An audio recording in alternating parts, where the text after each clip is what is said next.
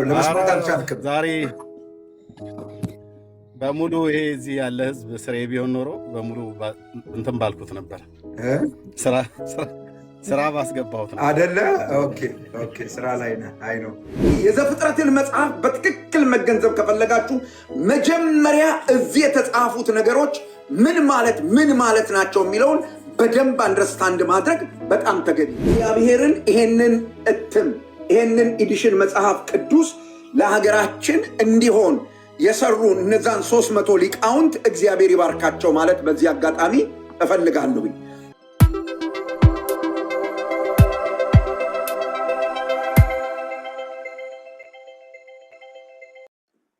እግዚአብሔር በረዳኝ መጠን ዝርዝር በሆነ መስመር ታሪካዊ ዳራውን በደንብ እንድናየው የያዕቆብን መጽሐፍ በግላችሁም ስታነቡ የምታነቡበትን መነጽር ነው የምሰጣችሁ። እና ይሄ እንግዲህ በጣም ኢምፖርታንት ነገር ነው። ሌላው አደራዬ ምንድነው? ከዛሬው ቀን ጀምሮ ፕሮሚስ እንድታረጉልኝ የምፈልገው የያዕቆብን መጽሐፍ ማንበብ ትጀምራላችሁ። የያዕቆብን መጽሐፍ ማንበብ ትጀምራላችሁ እና የያዕቆብን መጽሐፍ ማንበብ ከጀመራችሁ ስንማር ጥያቄ ለመጠየቅ ይረዳችኋል። በትክክል መተርጎም አለመተርጎሙን ለማየት ይረዳችኋል እና ትክክለኛውን የእግዚአብሔርን ድምፅ ታገኙታላችሁ ማለት ነው። ስለዚህ በዚህ ፕሮሚስ ታደርጉልኛላችሁ። የያዕቆብን መጽሐፍ ዛሬ ማንበብ ጀምራለሁ የሚል ሰው አንዳንድ ቁጥር ይጻፍልኝ። ቶሎ በሉ። ከዛ ወደ ጸሎት እገባለሁ። እንጸልይና ማስተማር ጀምራለሁ። የያዕቆብን መጽሐፍ ከዛሬ ጀምሮ እስክንጨርስ ድረስ አነበዋለሁ የምትሉ ሰው ቴንኪው፣ በጣም እግዚአብሔር ይባርካችሁ፣ ጌታ ይባርካችሁ። እሺ በቃ ፕሮሚሳችሁን ተቀብያለሁኝ። ሆፕፉሊ ታነባላችሁ ብዬ ተስፋ አደርጋለሁ። የእግዚአብሔር ስም የተባረከ ይሁን። አንዳንድ ሰዎች እኔ አንድ ቁጥር ጻፉ ብዬ ወደ 1111 1112 11 የሚጽፉ ሰዎች አሉ። ወል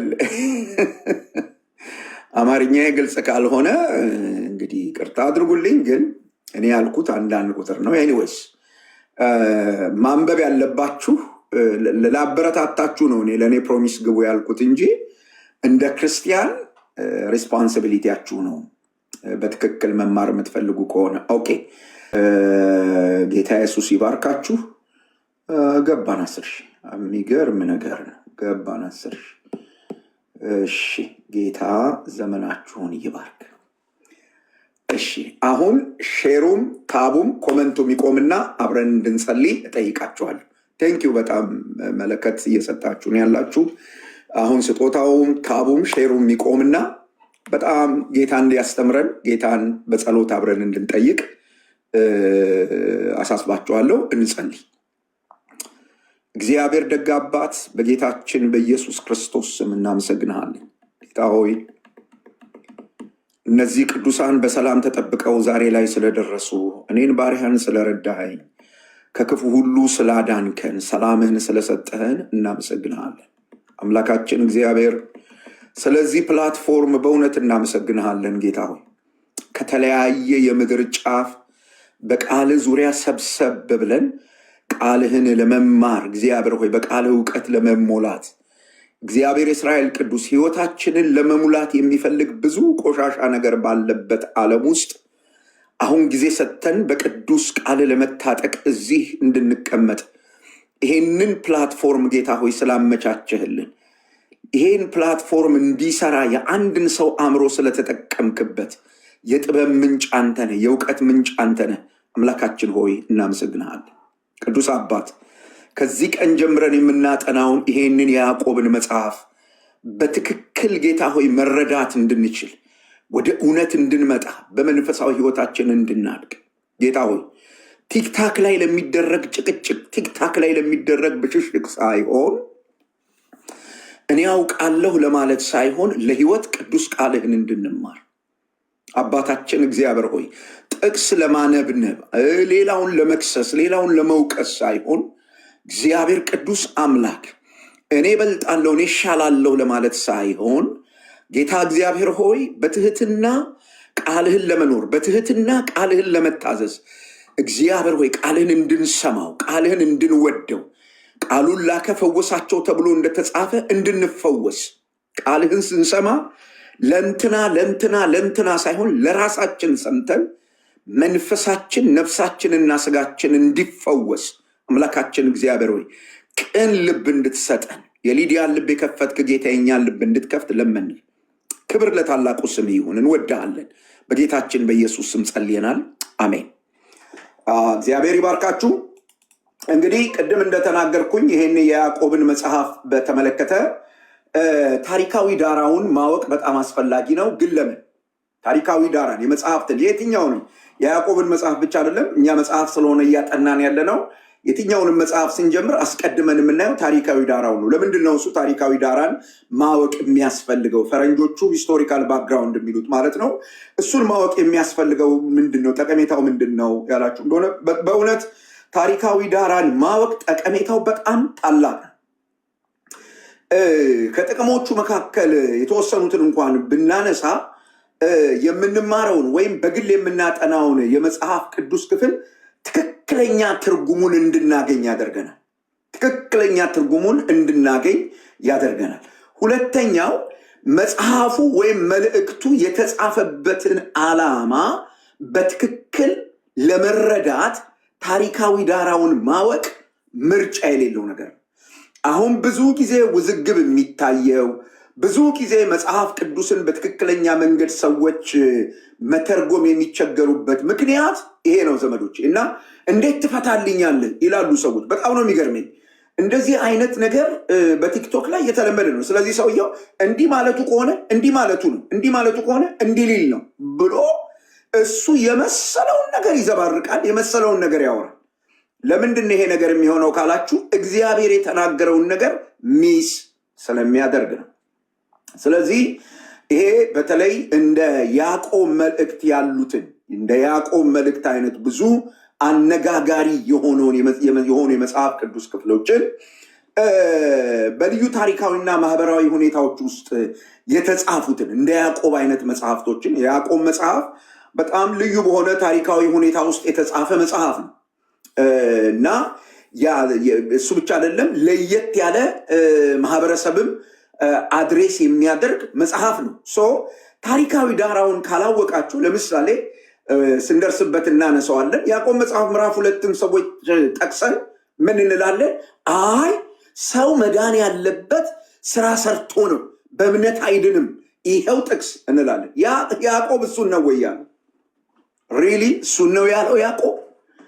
ይህንን የተሳሳተ ግንዛቤ የያዝነው ታሪካዊ ዳራውን ስለማናቅ ነው። ስለዚህ የታሪካዊ ዳራን መገንዘብ ጠቀሜታዎችን መጀመሪያ አነሳላችኋል። ታሪካዊ ዳራን ማወቅ አስፈላጊ የሚሆነው ይሄ መጽሐፍ ቅዱስን ሁሌ ስታጠኑ የሚጠቅማችሁን ነገር ነው የምነግራችሁ። ታሪካዊ ዳራን ማወቅ የጸሐፊውን ሐሳብ እንድንረዳ ያግዘናል። ጸሐፊው ምንድነው የጻፈው? ምንድነው እሱ ያለው? ልብ በሉ፣ መጽሐፍ ቅዱስ የአስማት መጽሐፍ አይደለም። እጣጣ ብለን የእንትና ወጣ ብለን ነክተን እንትን የምናደርገው መጽሐፍ አይደለም። ወይ ደግሞ እዚህ አሁን ባለንበት በ21ኛው ክፍለ ዘመን የስልጣኔ የፖለቲካ የማህበረሰብ እድገት ውስጥ ሆነን የያዕቆብን መጽሐፍ እንተርጉመው እንዲህ ማለቱ ነው እንደዛ ማለቱ ነው የምንል ከሆነ እንስታለን። ቶታሊ ያዕቆብ ምን እንደተናገረ አናውቅም። ስለዚህ ታሪካዊ ዳራው ደራሲው መልእክቱን የጻፈው ለምን እንደሆነ በግልጽ ያብራራናል። ስለዚህ እያንዳንዱ በመጽሐፍ ቅዱስ ውስጥ ያሉ መጽሐፍት የመጀመሪያ ተደራሲዎች የሆኑትን እውነተኛ ሰዎች የመጀመሪያ የመልእክት ተደራሲ የሆኑ እውነተኛ ሰዎች ያለባቸውን ችግር ይነግረናል።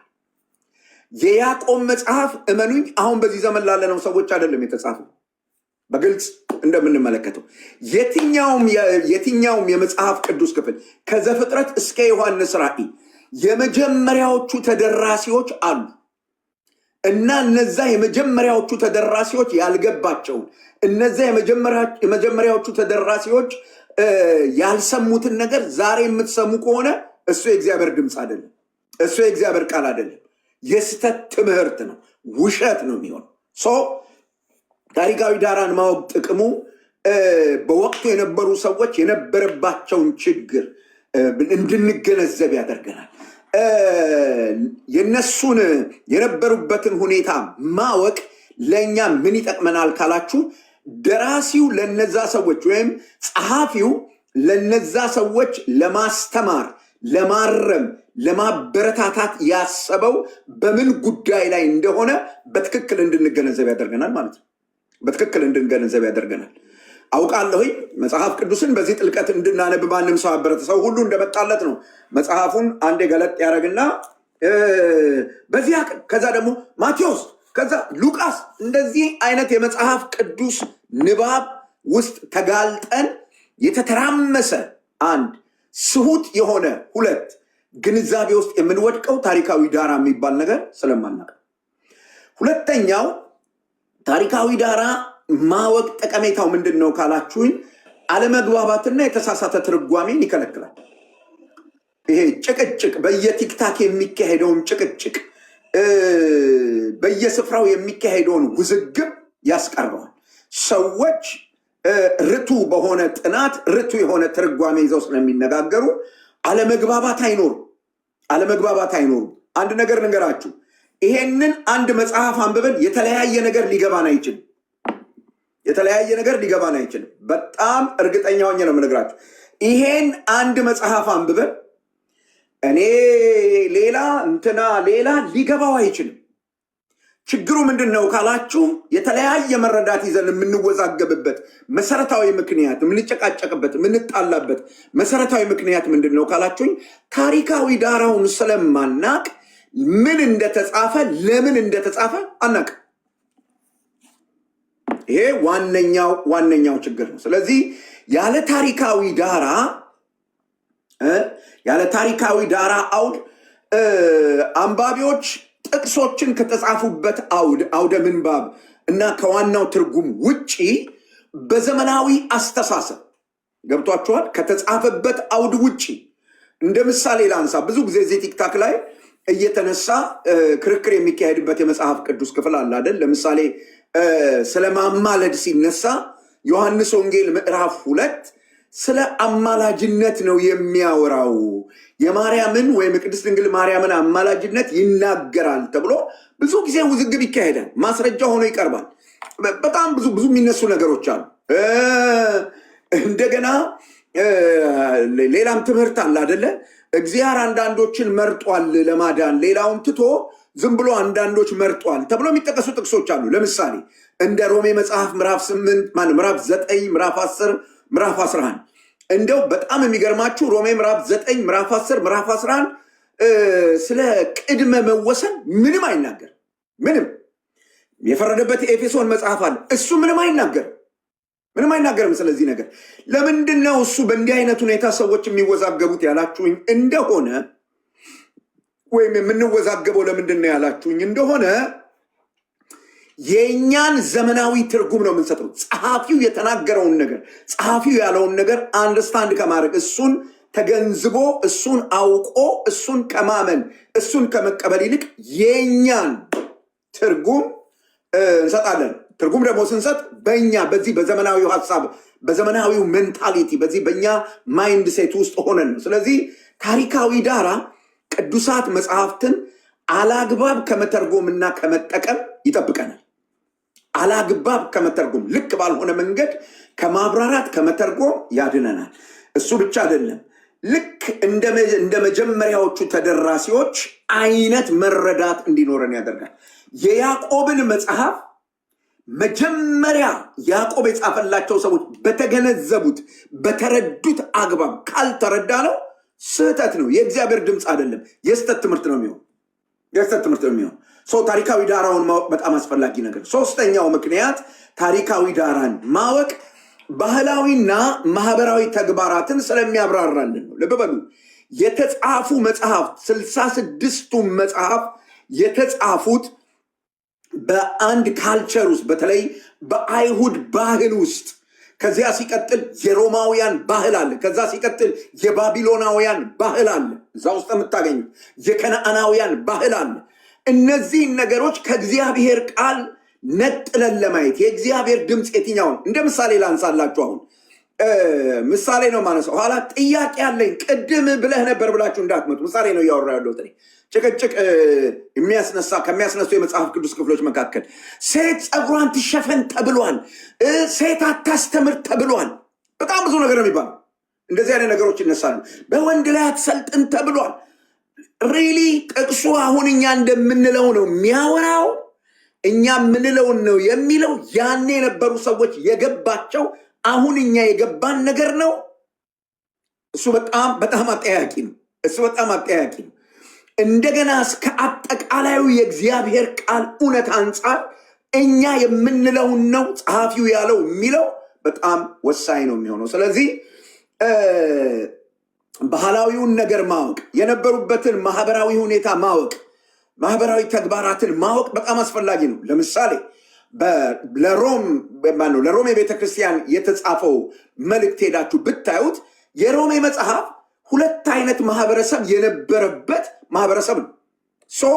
ጳውሎስ እነዚህ በወንጌል ተነክተው አንድ ላይ መኖር የጀመሩ ግን ደግሞ በመካከላቸው ግጭት የተፈጠረ የተለያየ ካልቸር ያላቸው የአይሁድ ካልቸር፣ የአሕዛብ ካልቸር ሁለት አይነት ለነዛ ሰዎች ነው የጻፈው። ታሪካዊ ዳራ የሚባል ነገር ካላወቅን ጳውሎስ ምን እያወራ እንዳለ ልንገነዘብ በጭራሽ አንችል። ይሄ በጣም አስፈላጊ ነገር ነው። በእግዚአብሔር ቃል ውስጥ ወይም በመጽሐፍ ቅዱስ ውስጥ መመሪያዎች ወይም መርሆች፣ አስተምህሮች ወይም ዳክትሪን የሚሏቸው እኛ ዶግማ ብለን የምንጠራቸው የሚቀረጹት ወይም በመጽሐፍ ቅዱስ ውስጥ የተብራሩት ከምን አንጻር ነው ከተባለ በጊዜው ከነበረው ባህል፣ ኢኮኖሚ፣ ማህበራዊ ውቅር ጋር ተያይዞ ደግሞ በዚያ ጊዜ የነበረው ባህል፣ የኢኮኖሚ ሁኔታ እና ማህበራዊ ውቅር አሁን በ21ኛው ክፍለ ዘመን ካለው ባህል፣ ኢኮኖሚና ማህበራዊ ውቅር ጋር ቶታሊ የተለያየ ነው። ስለዚህ እነዚህን ነገሮች አጥልሎ የእግዚአብሔር ቃል የትኛው ነው፣ በእነዚህ ያልተሸፈነው እውነተኛው መልእክት የትኛው ነው የሚለውን ነገር ለማግኘት ታሪካዊ ዳራን ማወቅ በጣም አስፈላጊ ነው። ስለዚህ ታሪካዊ ዳራን ማወቅ ድህነትን በተመለከተ፣ ኢፍትሐዊነትን በተመለከተ፣ ስደትን በተመለከተ እና የጽሁፉ የመጽሐፉ ያስተላለፈውን የጽሁፉን መልእክት ዋና መልእክት የቀረጸው ዋና መልእክቱን ሼፕ ያደረገው የማህበረሰብ ጉዳይ ምንድነው እሱ የሚለውን ለይተን ለማወቅና ለማብራራት ይረዳናል ማለት ነው። ይሄ በጣም ኢምፖርታንት ነገር ነው። እንግዲህ ታሪካዊ ዳራን ማወቅ ቢያንስ አሁን የገለጥኳቸው ነገሮችን ያካታል። አራተኛው ታሪካዊ ዳራን ማወቅ ጥቅሙ ምንድን ነው ካላችሁ የመልእክቱን ዓላማ ይገልጥልናል። ለምንድን ነው ያዕቆብ የጻፈው? ለምንድን ነው ጳውሎስ የጻፈው? ይሄ መልእክት የተጻፈበት ምክንያት ምንድን ነው? የያዕቆብ መጽሐፍ የተጻፈበት ዓላማ ምንድን ነው? እና የታሪካዊ ዳራ አገባብ የሚያሳየው አንድ አንቀጽ ወይም አንድ አውደ ምንባብ የተጻፈው ለማስጠንቀቅ ነው፣ ለማበረታታት ነው፣ ለማረም ነው፣ ለማስተማር ነው የሚለውን እንድንገነዘብ ያደርገናል። ታሪካዊ አውድን ማወቅ አንድ የምናነበው አውደ ምንባብ ወይም አንቀጽ ለምንድን ነው እሱ የተጻፈው የሚለውን ምንድን ነው የሚናገረው የሚለውን ነገር ለማወቅ በጣም ከፍተኛ ጠቀሜታ አለው። ለምሳሌ የጥንት ክርስቲያኖችን ተጋድሎ ለመረዳት የመጽሐፍ ቅዱስ ጸሐፊዎች የተጠቀሟቸው ነገሮች አሉ። ምን ያላችሁ እንደሆነ የእምነት አቋምን፣ ትዕግስትን፣ ስነ ምግባዊ ባህሪን ጠበቅ አድርገው ጎላ አድርገው ያብራራሉ። ለምንድን ነው እነዚህን ነገሮች ጎላ አድርገው ጠበቅ አድርገው የሚያብራሩበት ምክንያት ታሪካዊ ዳራውን ካላወቅን አይገባል። ታሪካዊ ዳራውን ካላወቅን አንደርስታንድ ልናደርገው አንችልም። ስለዚህ ይሄ በጣም ኢምፖርታንት ነው። አምስተኛው ለዛሬ ትክክለኛ ተዛምዶና ግብረ መልስ ይረዳናል።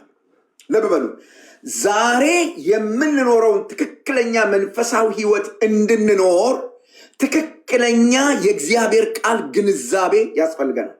ትክክለኛ የሆነ የእግዚአብሔር ቃል ግንዛቤ የሌለው ሰው ትክክለኛ የሆነ መንፈሳዊ ህይወት ሊኖር አይችልም። ትክክለኛ የሆነ ግንዛቤ ለማግኘት ትክክለኛ የሆነ የመጽሐፍ ቅዱስ ግንዛቤ ለማግኘት የመጀመሪያውን ታሪካዊ ሁኔታ ማወቅ፣ ታሪካዊ ዳራውን መረዳት በጣም አስፈላጊ ነገር። ታሪካዊ ዳራውን ስንረዳ መጽሐፍ ቅዱሳዊ መርሆችን በዘመናዊ ህይወታችን ላይ አሁን በምንኖረው ህይወታችን ላይ በጥበብ ተግባራዊ ማድረግ እንችላለን። ምን ማለት ነው?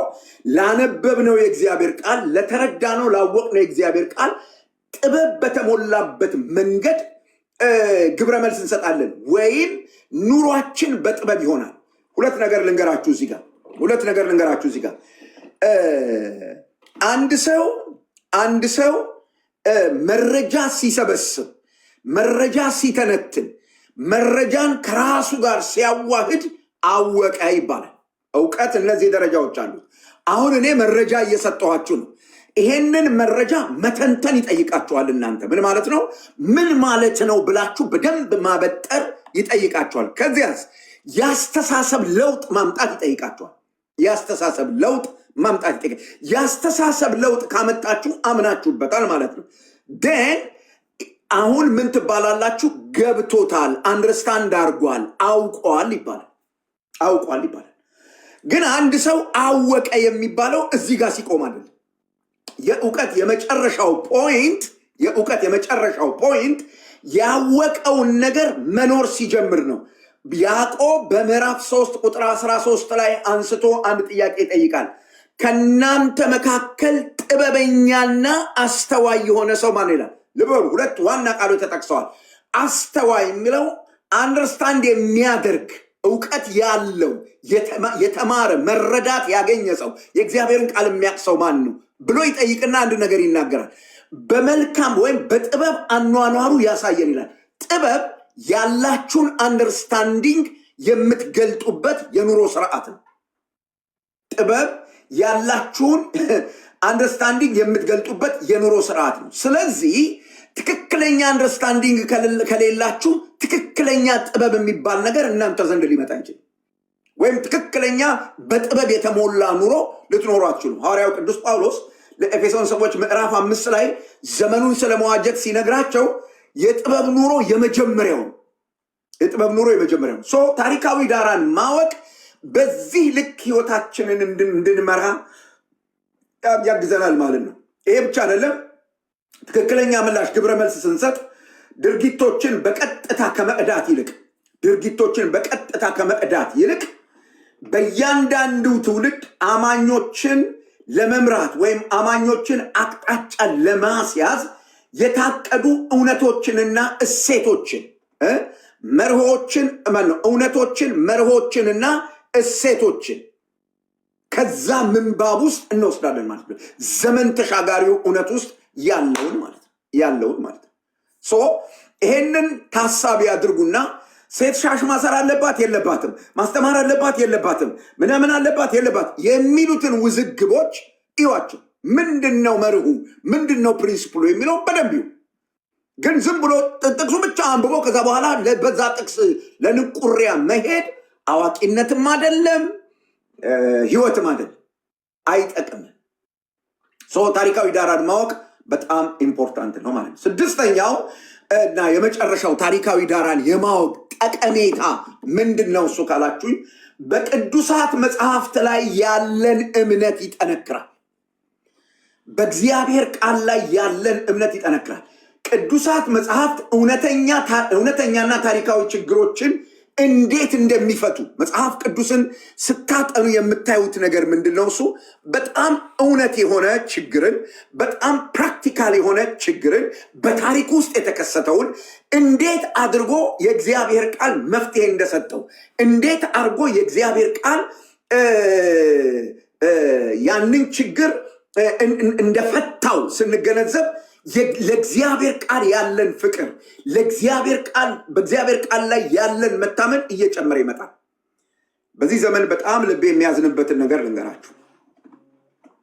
ስለ ቤተ ክርስቲያን ሳስብ በጣም ልቤ የሚያዝንበት በጣም ልቤ በጣም እንትን የምልበትን ነገር ልንገራችሁ። ምንድነው እሱ ያላችሁኝ እንደሆነ በጣም ብዙ ሰዎች 45 ደቂቃ የእግዚአብሔርን ቃል ስታስተምሯቸው ወይም 1 ሰዓት ሙሉ የእግዚአብሔርን ቃል አስተምራችኋቸው ያ የእግዚአብሔር ቃል ትምህርት ካለቀ በኋላ አንዲት እህት ወይም አንድ ወንድም የሰራዊት ጌታ እግዚአብሔር እንዲህ ይላል ብሎ ሲናገር ምን ይላሉ? ዛሬ ጌታ ተናገር ይላሉ። እንዴት ልቤ እንደሚያዝን አትጠይቁኝ። እግዚአብሔር በቅዱስ ቃሉ የሚናገረው ነገር የቀለለበት ትውልድ ይሄ ትውልድ ነው። ለዚህ ነው ዘመዶቼ በህይወታችን ላይ ለውጥ ያጣ እና በጣም የምንወደውና የምንፈልገው ነገር ምንድን ነው ያላችሁኝ እንደሆነ እግዚአብሔር እንዲህ ይልሻል እንዲህ ይላል። ለዚህ ነው እዚህ ቲክታክ ላይ የተሰማሩ አትደክሚም ብሏል፣ ትወጫለሽ ብሏል፣ ትገቢያለሽ ብሏል እያሉ በቃ ሰውን እያደናገሩ አካውንት ነንበራቸውን ጽፈው ተንብየው አደሮች ሰዎች የበዙት በዚህ ምክንያት ነው ዘመዶች።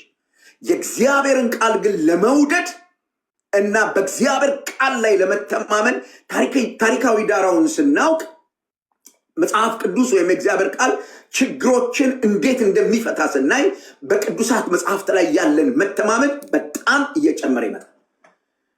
መጽሐፍ ቅዱስ ረቂቅ የሆነ ንድፈ ሐሳብ አይደለም ያለው። ረቂቅ የሆነ ንድፈ ሐሳብ ሳይሆን በእውነተኛ ታሪክ ውስጥ ለእውነተኛ ሰዎች የተሰጠ የአምላክ ወይም የእግዚአብሔር መልእክት ነው። መጽሐፍ ቅዱስን ያወሳሰቡት እነማን ናቸው ካላችሁኝ የመጽሐፍ ቅዱስ ተማሪዎች በጣም አወሳሰቡት። መዓት ኢዝሞች ፈለሰፉ። በነዛ ኢዝሞች መጽሐፉን እንድናነብ እንድናጠና አደረጉ።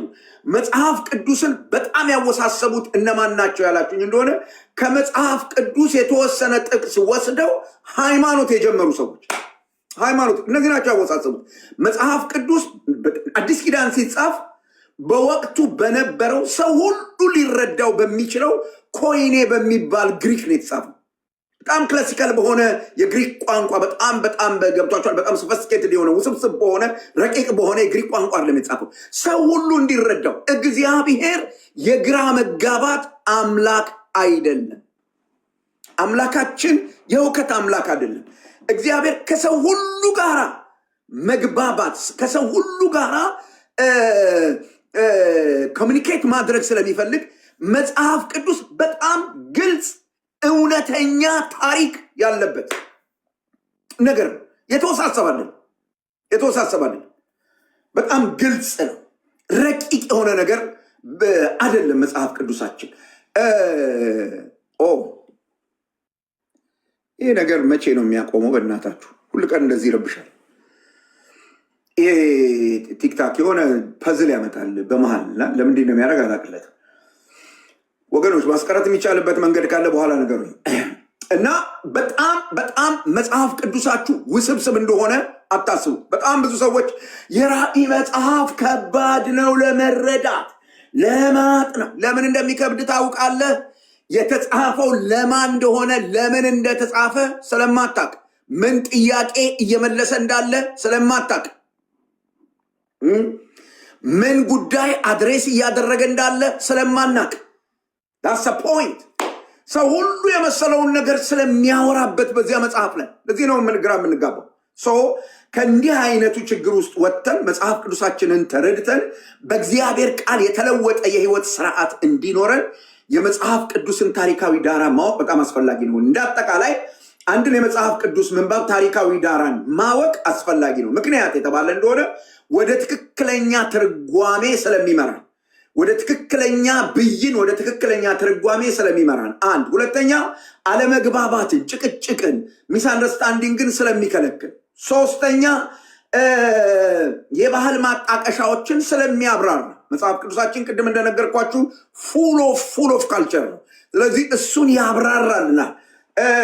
ሌላኛው አማኞች መጽሐፍ ቅዱሳዊ ትምህርቶችን በኃላፊነት ተግባራዊ እንዲያደርጉ እንዲተገብሩ ስለሚረዳ፣ በአጭር ቃል ታሪካዊ ዳራ ቅዱሳት መጽሐፍን በማንበብ ሂደት ውስጥ ይሄ ላይ ከሆነ ግልብ ከሆነ መረዳት አውጥቶ ጥልቀት ወዳለው የእግዚአብሔር ቃል መረዳት ውስጥ ያመጣናል።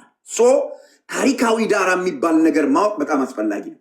ለአንዳንዶች እንዴት አድርጌ ታሪካዊ ዳራውን ላገኝ እችላለሁ? እኔ እኮ መጽሐፍ ቅዱስ ሳነብ ታሪካዊ ዳራ የሚባል ነገር ማግኘት አልችልም። ምንድን ነው የምታወራው? አክሰስ አለ ወይ? ታሪካዊ ዳራ ላገኝ የምችልበት አክሰስ አለ ወይ ልትሉኝ ትችላላችሁ። አዎ አለ። በተመጠነና ምንም ገብቷችኋል። የጉግል የማድረግ ዌብሳይት የመጠቀም እድል የሌላችሁ ሰዎች እንደምንም ብላችሁ ይሄ መጽሐፍ በእጃችሁ እንዲገባ አድርጉ። ይሄ አዲሱ መደበኛ ትርጉም በእጃችሁ እንዲገባ አድርጉ። በዚህ በአዲሱ መደበኛ ትርጉም ላይ የመጀመሪያውን ገጽ ስትገልጡ ማለት ነው። ለምሳሌ የዘፍጥረት መጽሐፍ አሁን የውላችሁ ብሉይ ኪዳን ብሎ ይጀምራል። እዚህ ይሄ የብሉይ ኪዳን መጽሐፍ ከመጀመሬ በፊት የዘፍጥረት መጽሐፍ ታሪካዊ ዳራ ይሄው እዚህ ተዘግቧል። ስለዚህ የዘፍጥረትን መጽሐፍ በትክክል መገንዘብ ከፈለጋችሁ መጀመሪያ እዚህ የተጻፉት ነገሮች ምን ማለት ናቸው የሚለውን በደንብ አንደርስታንድ ማድረግ በጣም ተገቢ ነው። እግዚአብሔርን ይሄንን ኤዲሽን መጽሐፍ ቅዱስ ለሀገራችን እንዲሆን የሰሩ እነዛን 300 ሊቃውንት እግዚአብሔር ይባርካቸው ማለት በዚህ አጋጣሚ እፈልጋለሁኝ። ትልቅ ስራ ነው የተሰራው።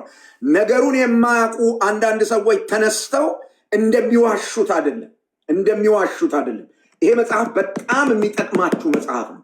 መጽሐፍ ቅዱስን ለመረዳት በትክክል ለማንበብ በጣም የሚረዳ መጽሐፍ።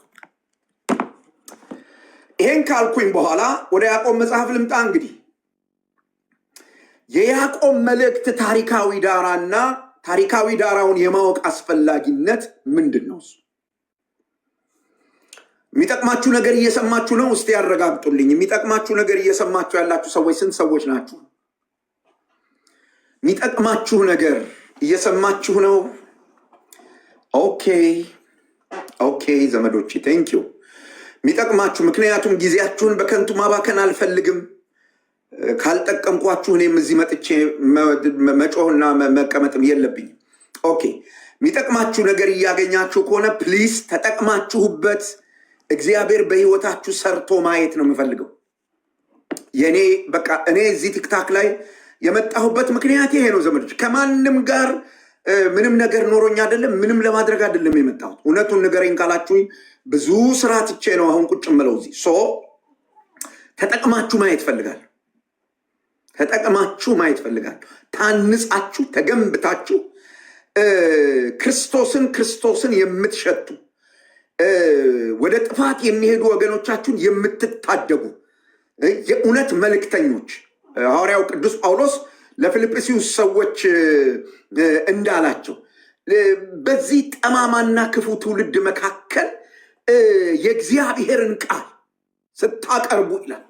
እግዚአብሔርን ቃል ስታቀርቡ በብዙ መረዳት፣ በብዙ ዕውቀት፣ በተሰራ ማንነት የኔ ወንድሞችና የኔ እህቶች በተሰራ ማንነት፣ በተቀረጸ ማንነት የእግዚአብሔርን ቃል ተገንዝቦ በተለወጠ ህይወት ይውላችሁ። ወንጌል አቅም የሚኖረው የኔና የናንተ ህይወት የተለወጠ ከሆነ ብቻ ነው። ቲክታክ ላይ በመጫጫ ማንም ሊድን አይችልም። ማንም ሊለወጥ አይችልም። ህይወታችን ግን በእግዚአብሔር ቃል ከተለወጠ አበቃ። ለዛ ነው እዚህ ያለ ነው። በዚህ አግባብም ነው እንግዲህ የያዕቆብን መጽሐፍ ለማጥናት የምንጀምረው ማለት ነው። የያዕቆብ መልእክት ታሪካዊ ዳራ እና አስፈላጊነቱ ምንድን ነው? እንግዲህ ስለ ታሪካዊ ዳራ ስናነሳ እግረ መንገዳችንን እንዴት ነው እሱ ታሪካዊ ዳራ የሚጠናው፣ የሚነበበው፣ የሚታወቀው የሚለውን ነገር እናያለን። ታሪካዊ ዳራን ስናነሳ የመጀመሪያው የምናየው ነጥብ ምንድን ነው? እሱ ጸሐፊው ማን ነው? እሱ ይሄንን መልእክት የጻፈው ሰው ማን ነው የሚለው የጸሐፊውን ማንነት ነው። እንግዲህ የያዕቆብ መጽሐፍ ጸሐፊ ምዕራፍ 1 ቁጥር 1 ላይ ራሱን ያዕቆብ ብሎ ጠርቷል። ያዕቆብ እንደሆነ ይገልጣል። ይሄ ያዕቆብ የትኛው ያዕቆብ ነው? ማንኛው ያዕቆብ ነው ቢለውን ደግሞ መገንዘብ በጣም በጣም አስፈላጊ ነው። እንደዚህ የሚል ቃል ታገኛላችሁ ምዕራፍ 1 ቁጥር 1 ላይ የእግዚአብሔርና የጌታ የኢየሱስ ክርስቶስ አገልጋይ ይላል። ምንድነው ያለው? የእግዚአብሔርና የጌታ የኢየሱስ ክርስቶስ አገልጋይ። ይሄ አገልጋይ የሚለው አዲስ ኪዳን የተጻፈበት ቃል ዱሎስ ወይም ባሪያ የሚል ነው። መብት የሌለው ባሪያ ማለት የራሱ የሆነ ፈቃድ የሌለው፣ በደንብ አድርጋችሁ ስሙ። የራሱ የሆነ ፈቃድ የሌለው አንድ፣ ለራሱ የማይኖር ሁለት፣ የራሱ ስም የሌለው ሶስት፣ የሚያደርገውን ነገር ሁሉ ለጌታው ብቻ የሚያደርግ ማለት ነው ባሪያ ማለት ወይም አገልጋይ ማለት። ዱሎስ የሚለው ቃል ነው የሚያሳይ። ያዕቆብ ስለ ራሱ እንዲህ ብሎ ይናገራል። የዚህ መጽሐፍ ጸሐፊ የሆነው ያዕቆብ፣ ጸሐፊው ያዕቆብ ነው። ግን የትኛው ያዕቆብ እንደሆነ እንድናይ ስለፈለኩ ነው ይህን የምነግራችሁ። ይሄ ያዕቆብ ራሱን ማን ብሎ ይጠራል? የኢየሱስ ክርስቶስ ባሪያ አገልጋይ ነኝ ይለናል። እንደዚህ የሚለን ይሄ ያዕቆብ ከማርያምና ከዮሴፍ የተወለደው ዋት ከማርያምና ከዮሴፍ የተወለደና በእናቱ በኩል የጌታ የኢየሱስ የሥጋ ወንድም ነው። ማስረጃ ካላችሁ ማቴዎስ ወንጌል ምዕራፍ 13 ቁጥር 55ን ማንበብ ነው። ሰምታችሁኛል። ባሪያው ነኝ፣ አገልጋዩ ነኝ። እኔ የኢየሱስ ክርስቶስ ወንድም ብሎ አይደለም የጀመረው። እናታችን አንድ ናት፣ ወንድም ብሎ አይደለም የጀመረው። የዚህ መጽሐፍ ጸሐፊ ያዕቆብ ነው።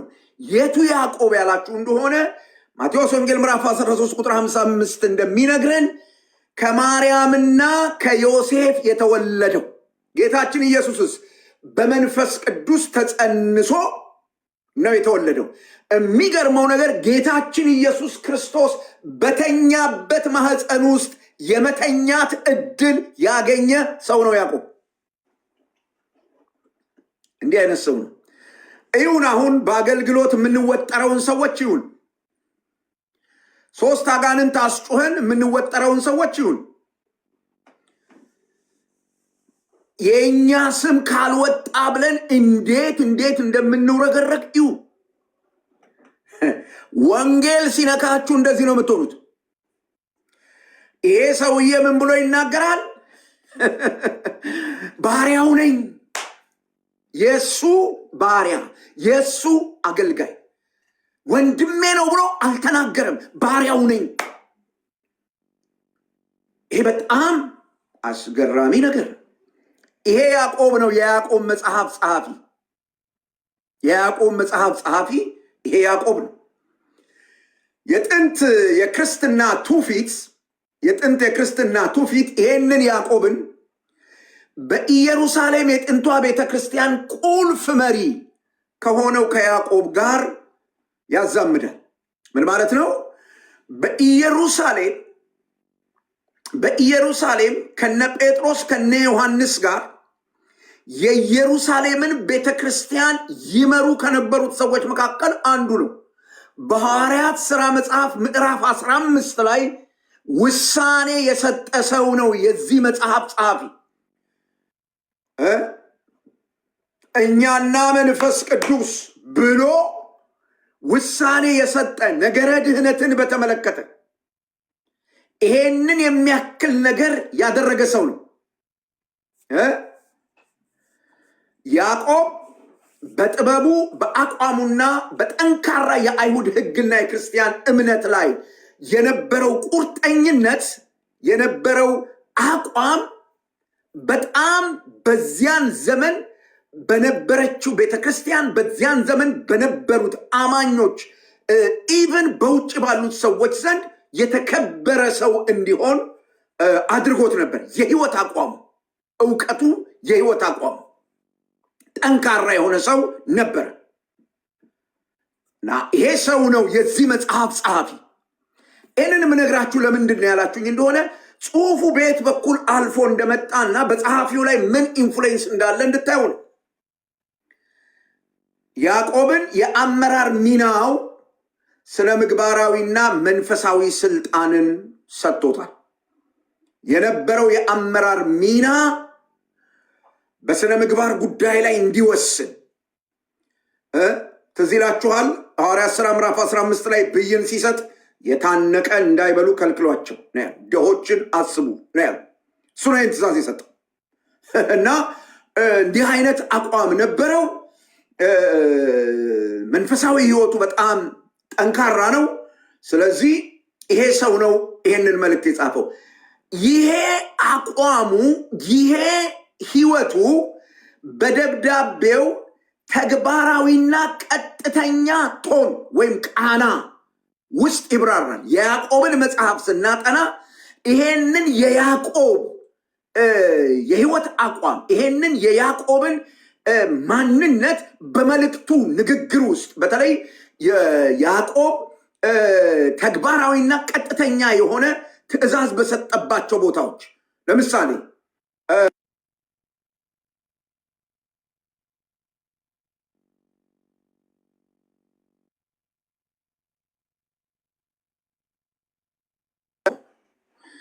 ለምሳሌ ይቅርታ ስልክ ገብቶብኝ ነው። ለምሳሌ ምን ብሎ ተናግሯል? ያዕቆብ ከስራ የተለየ እምነት የሞተ ነው ብሎ ተናግሯል።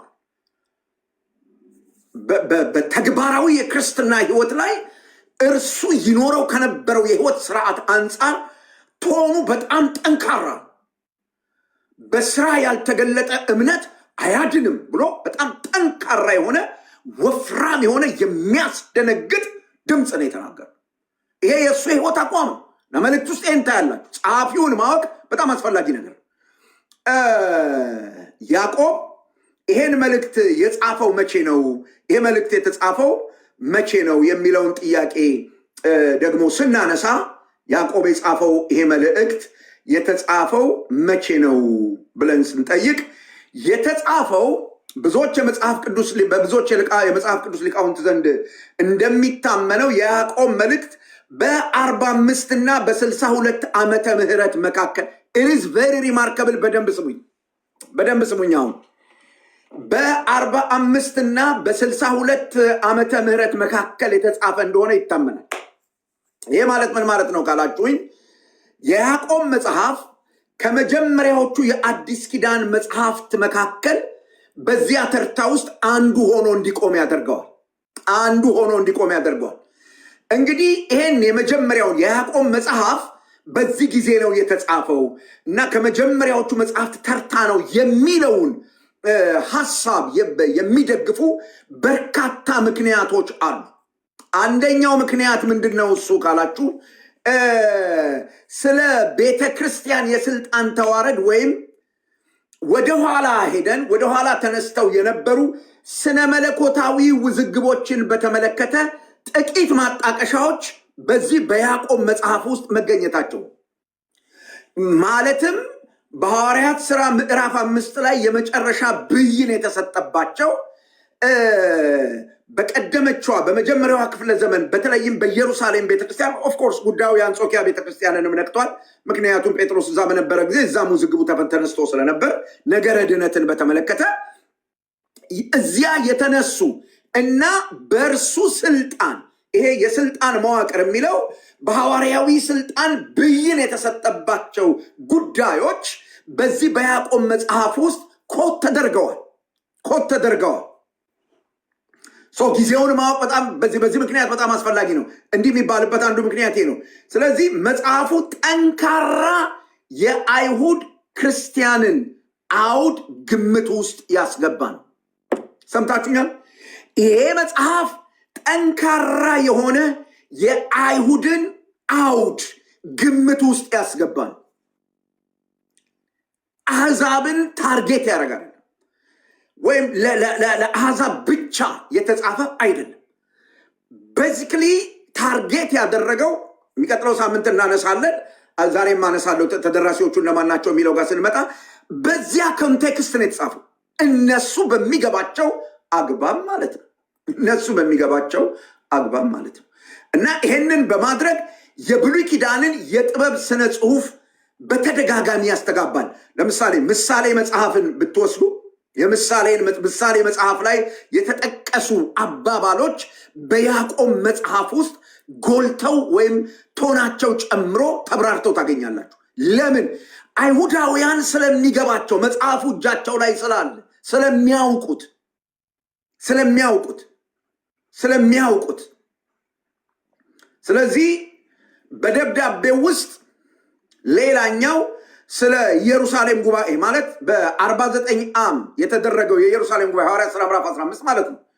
ስለሱ ምንም የተጠቀሰ ነገር ደግሞ የለም። ምንም የተጠቀሰ ነገር የለም በዚህ በያዕቆብ መጽሐፍ ውስጥ። የያዕቆብ መጽሐፍ የተጻፈው ያ ውዝግብ ከመነሳቱ በፊት ነው ማለት ነው። የቱ ውዝግብ ያላችሁኝ እንደሆነ መዳን በእምነት ወይስ በስራ? መጽደቅ የሚቻለው ሰርተንና አምነንና ሰርተን ነው ወይስ ሰርተን ብቻ ነው ወይስ አምነን ብቻ ነው የሚለው ውዝግብ ከመነሳቱ በፊት የያዕቆብ መጽሐፍ እንደተጻፈ ታያላችሁ። በስራ ነው ምንድነው የሚል ነገር ከመጥቀሰቱ በፊት ሰዎች ስራን የመዳኛ መንገድ አድርገው ማስተማር ጀምረው ውዝግብ ከመነሳቱ በፊት የተጻፈ እንደሆነ ታያላችሁ። የጊዜ ስሌቱን ስታዩ ታሪካዊ ዳራ በጣም አስፈላጊ ነው የምላችሁ እንዲህ አይነት ትክክለኛ ግንዛቤ ለመያዝ እንዲረዳ ነው። ኦኬ፣ የዚህ የያዕቆብ መጽሐፍ የመጀመሪያ ተደራሲዎች እነማን ናቸው? አሁን በቲክታክ ላይ ያለን ቲክታክ ላይ የምናስተምር ቲክታክ ላይ የምንማር ሰዎች ነን። የ21ኛው ክፍለ ዘመን ሰዎች ናቸው። ኢየሩሳሌም ከተማ ይኖሩ የነበሩ ሰዎች ናቸው። በቆሮንቶስ የነበሩ ሰዎች እነማን ናቸው? እነሱ የዚህ የያዕቆብ መልእክት ተደራሲዎች። ያዕቆብ ደብዳቤውን በትክክል እንደዚህ ብሎ ነግሮናል። የዚህ መልእክት ተደራሲዎች እነማን እንደሆኑ ያዕቆብ መጽሐፍ ምዕራፍ 1 ክፍሉን አላብራራም፣ ግን ዋቤ መጥቀስ ስላለብኝ ነው እንትን የማደርገው። ምክንያቱም መጽሐፉን ሳምንት እንደነገርኳችሁ ማስተማር ስለምጀምር ዛሬ ያዕቆብን በሩን ነው በደንብ ወደ ያዕቆብ መጽሐፍ የምንገባበትን በር ነው እያሳየዋችሁ ያለው። ያዕቆብ መጽሐፍ ምዕራፍ 1 ቁጥር 1 እንዲህ ይላል። ተደራሾቹን በግልጽ ያስቀምጣል። የእግዚአብሔርና የጌታ የኢየሱስ ክርስቶስ ባሪያ ያዕቆብ ለተበተኑ ለ12 ወገኖች ሰላም ለናንተ ይሁን ይላል። ለተበተኑ ለ12 ወገኖች ወይም ነገዶች ለነሱ ነው የጻፈው።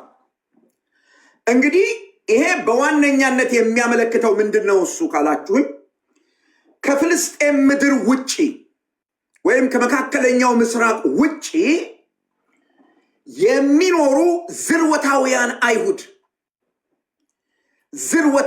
አይሁድ ከፍልስጤም ምድር ውጪ ያሉ ዝርወታውያን አይሁድ ክርስቲያኖች ናቸው።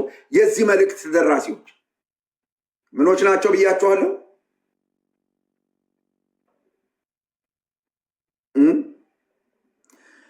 ምኖች ናቸው ብያቸዋለሁ? ከፍልስጤም ምድር ውጪ ያሉ ዝርወታውያን አይሁድ ክርስቲያኖች ናቸው። የመልእክቱ ቀጥተኛ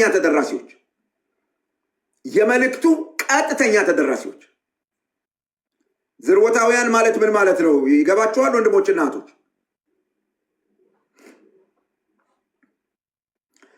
እነዚህ አማኞች ወይም እነዚህ የአይሁድ አማኞች በወቅቱ ለነበሩ የአይሁድ ዝርወታውያን አካል ነበሩ። እንትን ማለት ነው ኢሚግራንት ማለትም በፈረንጃ ስደተኛ። አማርኛው ጥሩ እንትን ስላልሆነ ኦኬ። ተበትነው የነበሩ ተሰደው የነበሩ ሰዎች ነበሩ። ዲያስፖራ የስ በፈረንጃ እነሱ ማለት ነው። እና እንዲህ አይነት ሰዎች ከመሆናቸው የተነሳ የኢኮኖሚ ችግር ነበረባቸው። የመጀመሪያው ልብ በሉ፣ የኢኮኖሚ ችግር፣ ማህበራዊ ችግር፣ የፍትህ ችግር ነበረባቸው። ይሄ መልእክት የተጻፈላቸው ሰዎች የኢኮኖሚ ችግር፣ ማህበራዊ ኢፍትሃዊነት፣ ስደትና መገለል ፊት ለፊታቸው ተጋርጦ ለነበሩ ሰዎች ነው የጻፈው ይህ ሰውዬ። ይሄንን ካልገባህ፣ ይሄንን ካላወቅ፣ እነዚህን ሰዎች በትክክል ያሉበትን ሁኔታ ካልተረዳህ ምዕራፍ 1 የሚያወራው ነገር በጭራሽ ሊገባ አይችልም። ልዩ ልዩ መከራና ስደት ሲደርስባችሁ እንደ ሙሉ ደስታ ቁጠሩት የሚላቸው ምንን ነው የሚለውን በትክክል አይገባን። ሰው እንደፈለገን ስናደርገው እንከርማለን ማለት ነው። እንዲህ አይነት ሰዎች ነበሩ። እዚህ ውስጥ ለነበሩ ሰዎች ነው ምዕራፍ 1 የተጻፈው። ምዕራፍ 1 የተጻፈው እዚህ ውስጥ ለነበሩ ሰዎች ናቸው። መገለል ፊት ለፊታቸው ነበር። ይሄ ብቻ አይደለም። በባዕድ ሀገር ስለነበሩ አናሳ ሆነው ነው የሚታዩት። አናሳ ሆነው ማለት ተገለው ማርጂናላይዝ ተደርገው ነው የሚኖሩት። ተገለው ማርጂናላይዝ ተደርገው እና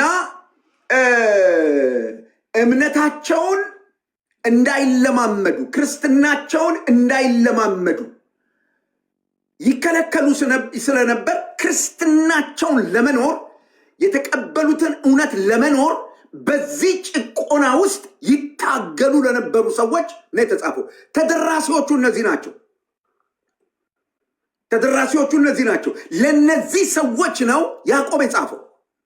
ምንድነው የጻፈላቸው? የሚቀጥለው ሳምንት ጀምሮ በዝርዝር እናያለን። ግን ሰዎቹ ያሉበት ሁኔታ ይሄ ነው። ይሄ በውጭ የነበረባቸው ነገር ነው። በመካከላቸው ደግሞ በክርስቲያን ማህበረሰብ ውስጥ ግጭቶች ነበሩ። የእርስ በርስ ግጭቶች ደግሞ በመካከላቸው ነበሩ። ሌላው የነበረባቸው ችግር ተደራሲዎቹ በክርስቶስ ኢየሱስ ያለውን እምነት ከዕለት ተዕለት ስነ ምግባር ጋር እምነትህ በስራ መታየት አለበት ምናምን በስራ ትድናለህ አይደለም። አድሬስ እያደረገ ያለው ይሄንን ኢሹ ነው። ትንሽ ፍንጥቅ ለማድረግ ያለው ገብቷችኋል? አብርሃም ተነስቶ የአብርሃም ስራ በስራው ይጸድቅ አይደለም ወይ ምናምን በስራው ድኗል አይደለም። ያዕቆብ አድሬስ እያደረገ ያለው አሁን በነገርኳችሁ ሁኔታ ውስጥ እየኖሩ ያሉ አይሁድ ሌላ ነገር ነበራቸው። ያ የነበራቸው ነገር ምንድነው? እሱ በክርስቶስ ያለውን እምነት በዕለት ተዕለት ህይወታቸው ውስጥ የስነ ምግባር ግድፈት እንዳይገኝባቸው የክርስቶስን ህይወት ከስነ ምግባራቸው ጋር ማስታረቅ ነበረባቸው። ኤቲካሊ ኮሬክት መሆን ነበረባቸው እንደ አንድ ክርስቲያን። አይገርምም? በዚህ ሁሉ ፕሬሸር ውስጥ ሆነው ስለ ኤቲክስ ያስባሉ፣ ስለ ስነ ምግባር ያስባሉ፣ ስለ ሞራል ህይወት ያስባሉ። ይሄን ደግሞ ዝም ብለው የመሰላቸውን ከባህላቸው ሳይሆን ከተቀበሉት እምነት አንጻር በክርስቶስ ኢየሱስ ላይ ካላቸው እምነት አንጻር በየዕለቱ ይሄን እንዴት አድርገን አጣጥመን ጌታን የሚያከብር ህይወት እንኑር የሚል ትግል ነበረባቸው። ለነዚህ ሰዎች ነው የተጻፈው። እንዲሁም የአይሁድ ወጎች፣ የምኩራብ ህይወትና የዕብራይስጥ ቅዱሳን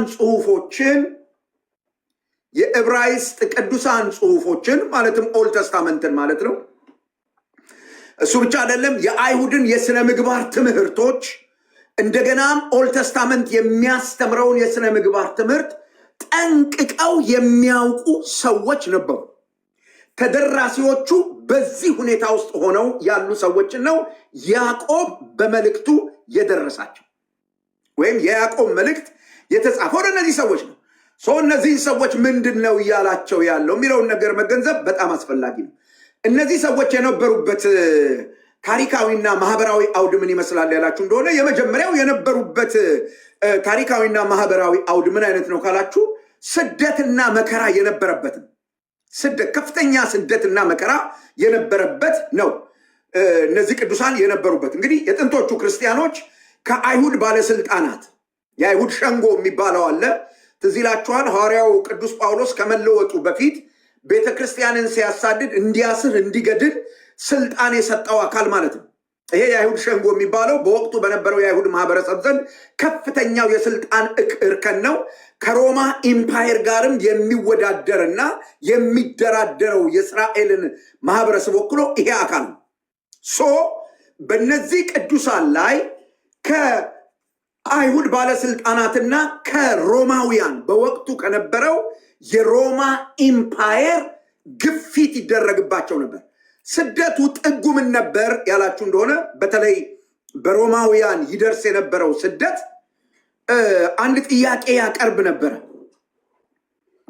ኢየሱስ ጌታ ነው ወይስ አይደለም የሚል ጥያቄ የሮማ ኢምፓየር ያቀርባል። ዘመዶቼ ምንድን ነው በወቅቱ የነበረው ነገር? ኦኬ ኢየሱስ ጌታ ነው፣ አው ቄሳርስ ጌታ ነው። ስለዚህ ሰው እንዲል የሚጠበቀው ኢየሱስ ጌታ ነው ሳይሆን ቄሳር ጌታ አይደለም፣ ኢየሱስ ነው ጌታ ብለው ነው ዋጋ የከፈሉት። የሚከፍሉት ዋጋ ይሄንን ሲሉ ምን ነበረ እሱ የሚጠብቃቸው ካላችሁኝ፣ አንገታቸው በሰይፍ ይቀላል፣ አንገታቸው በሰይፍ ይቆረጣል። እንደውም አንዳንድ ጸሐፊዎች እንደሚያብራሩት ከሆነ የሮማ ኢምፓየር የኢየሱስን ጌትነት ብቻ ይዘው የሚሄዱ ቅዱሳንን አንገት መቁረጫ ማሽን ሁሉ እንደነበረው አንዳንድ ሰዎች ይናገራሉ። እንደዚህ አንገታቸው ይገባል፣ በቃ ጧ አርጎ የሚገላግል ማለት ነው። ስደቱ ይሄ ነበረ። የያዕቆብ መጽሐፍ የተጻፈላቸው ይሰየፍ ማለት ነው።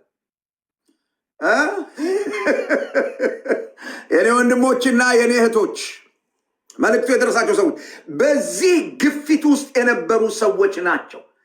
እንዲህ አይነት ስደት ስለነበረባቸው ብዙዎች ከመኖሪያ ቤታቸው ተፈናቅለው እንደ ማርጂናላይዝ ተደርገው እንደ አናሳ ማህበረሰብ ተቆጥረው በጥላቻ ከባቢ ውስጥ ነበር የሚኖሩት።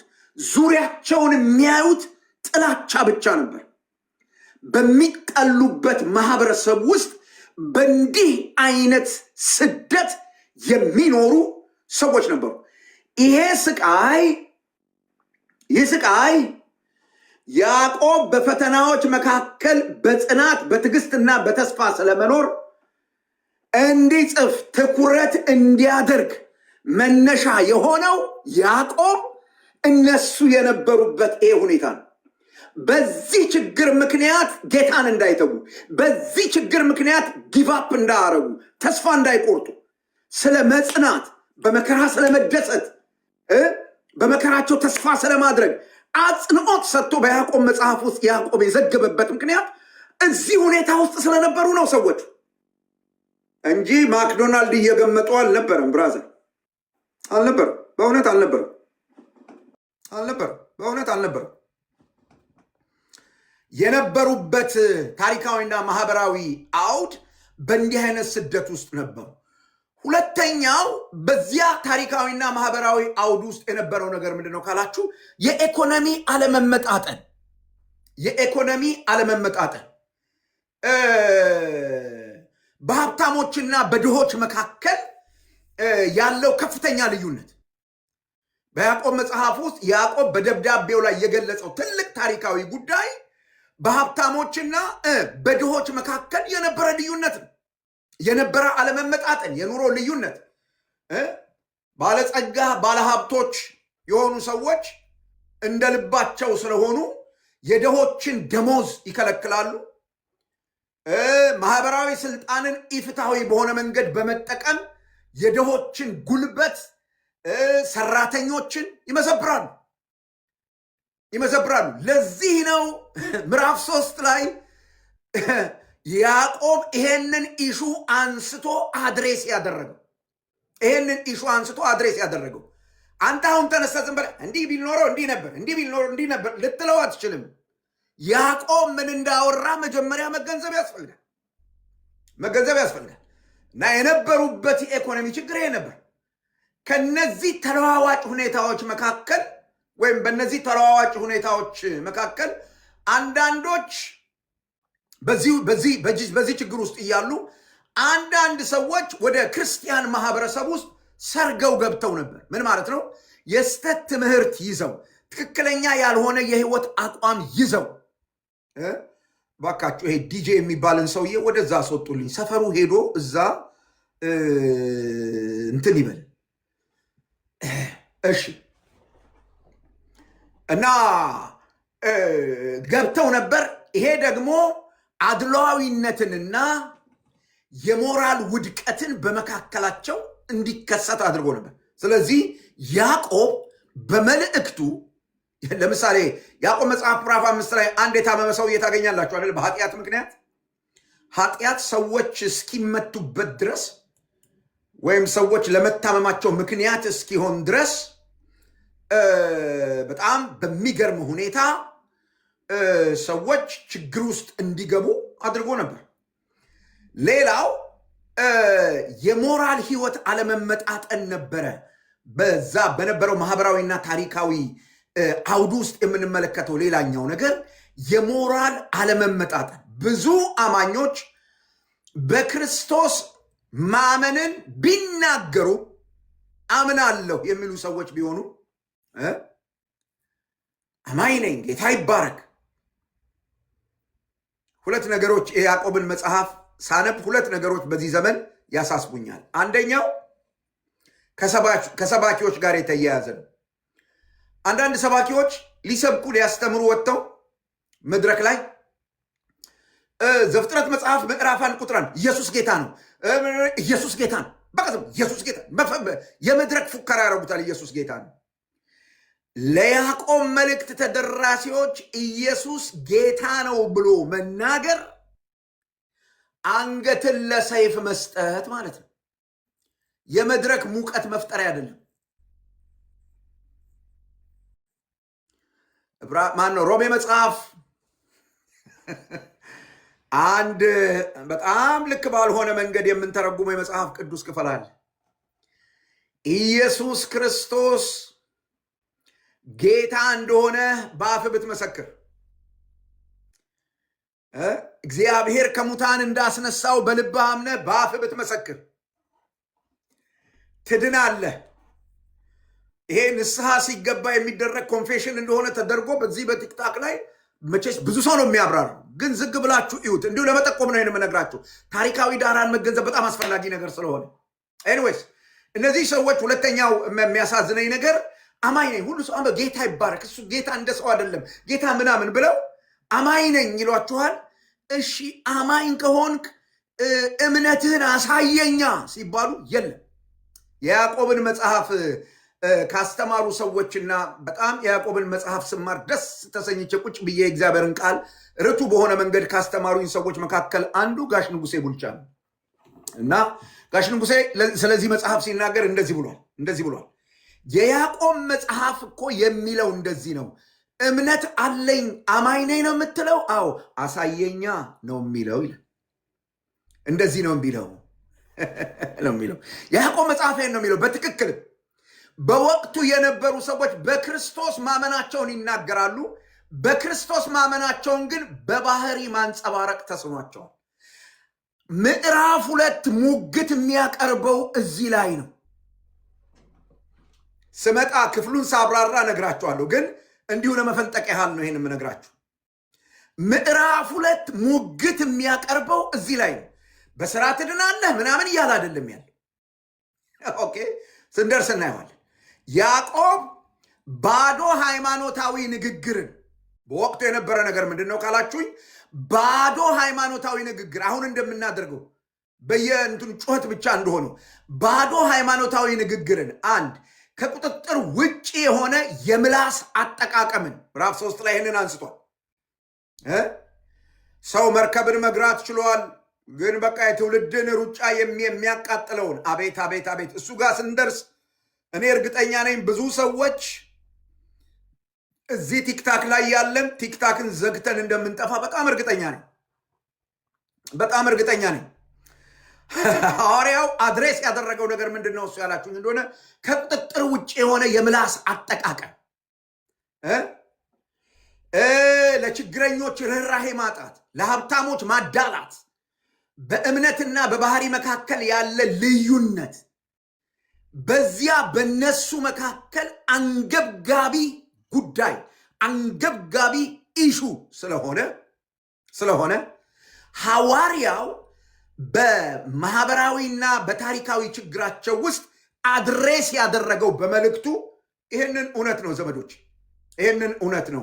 አድሬስ ያደረገው። ኦኬ፣ እነዚህን ጉዳዮች አድሬስ ያደረገው ያዕቆብ በምን ዓላማ ነው? የያዕቆብ መጽሐፍ ዓላማና መልእክት ምንድን ነው? እሱ ይሄ በቃ ያዕቆብን መጽሐፍ ዓላማውንና መልእክቱን ካች ለማድረግ የሚረዳንን ሀሳብ ነው ማለት ነው። የያዕቆብ መጽሐፍ ዓላማና መልእክት ምንድን ነው? እሱ የያዕቆብ መጽሐፍ ማዕከላዊ ዓላማ ወይም የያዕቆብ መጽሐፍ ሴንተር የሆነው መሰጅ ወይም ማዕከላዊ ዓላማው የያዕቆብ መጽሐፍ ማስተላለፍ የሚፈልገው እውነተኛ እምነት በተግባር መገለጥ እንዳለበት ማረጋገጥ ነው። if you are a Christian, if you are a believer, በቃ አማኝነትህ በተግባር መታየት አለበት። በጊዜው ስመጣ እምነትን ሳብራራ ስለምናገር ምንም ነገር አለ። የያዕቆብ መጽሐፍ ዓላማው ሴንትራል ዓላማው ምንድን ነው ያላችሁ እንደሆነ ማስተላለፍ የሚፈልገው እውነተኛ እምነት በተግባር መገለጥ እንዳለበት ማረጋገጥ ነው። እውነተኛ እምነት በጣም ቀላል በሆነ አገላለጥ እናስቀምጠው ካልን ፈሪሳዊነትን ይቃወማል፣ ሂፖክራትነትን ይቃወማል። ይሄን ነው የሚቃወሙ። የያዕቆብ መጽሐፍ ዋነኛ መልእክት ነው። ያዕቆብ እምነትን አይቃወምም፣ ወይም በእምነት ነው ድህነት የሚለውን ሐሳብ በጭራሽ ያዕቆብ አይቃወምም። ታዲያ ምንድን ነው የሚለው ያዕቆብ በመልእክቱ ካላችሁ፣ ይልቁንም እውነተኛ እምነት የጽድቅ ስራዎችን መፍጠሩ የማይቀር መሆኑን አጥብቆ ይናገራል።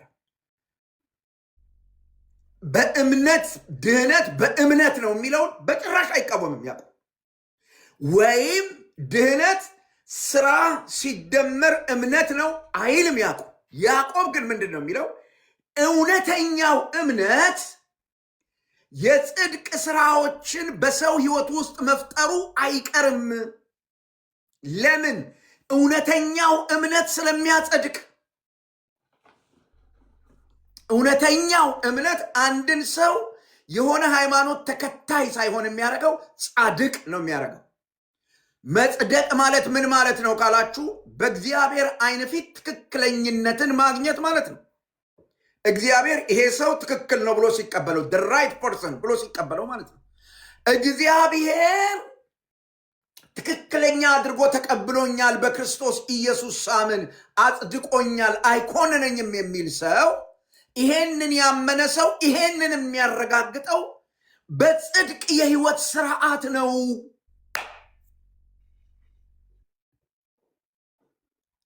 ሴንትራል የሆነው መልእክት ነው። በዚህ ውስጥ የተነሱ ቁልፍ ጭብጦች አሉ። እምነትና ስራ የማይነጣጠሉ ሆነው ይሰራሉ የሚል ሐሳብ ወይም ትምህርት ተሰጥቷል። በፈተናዎቹ ውስጥ መጽናት፣ ተግባራዊ ጥበብ ለዕለት ተዕለት የህይወት ስርዓት ወይም በዕለት ተዕለት የህይወት ስርዓት ውስጥ ምን ያህል ኢምፖርታንት እንደሆነ ተነግሯል። ከዛስ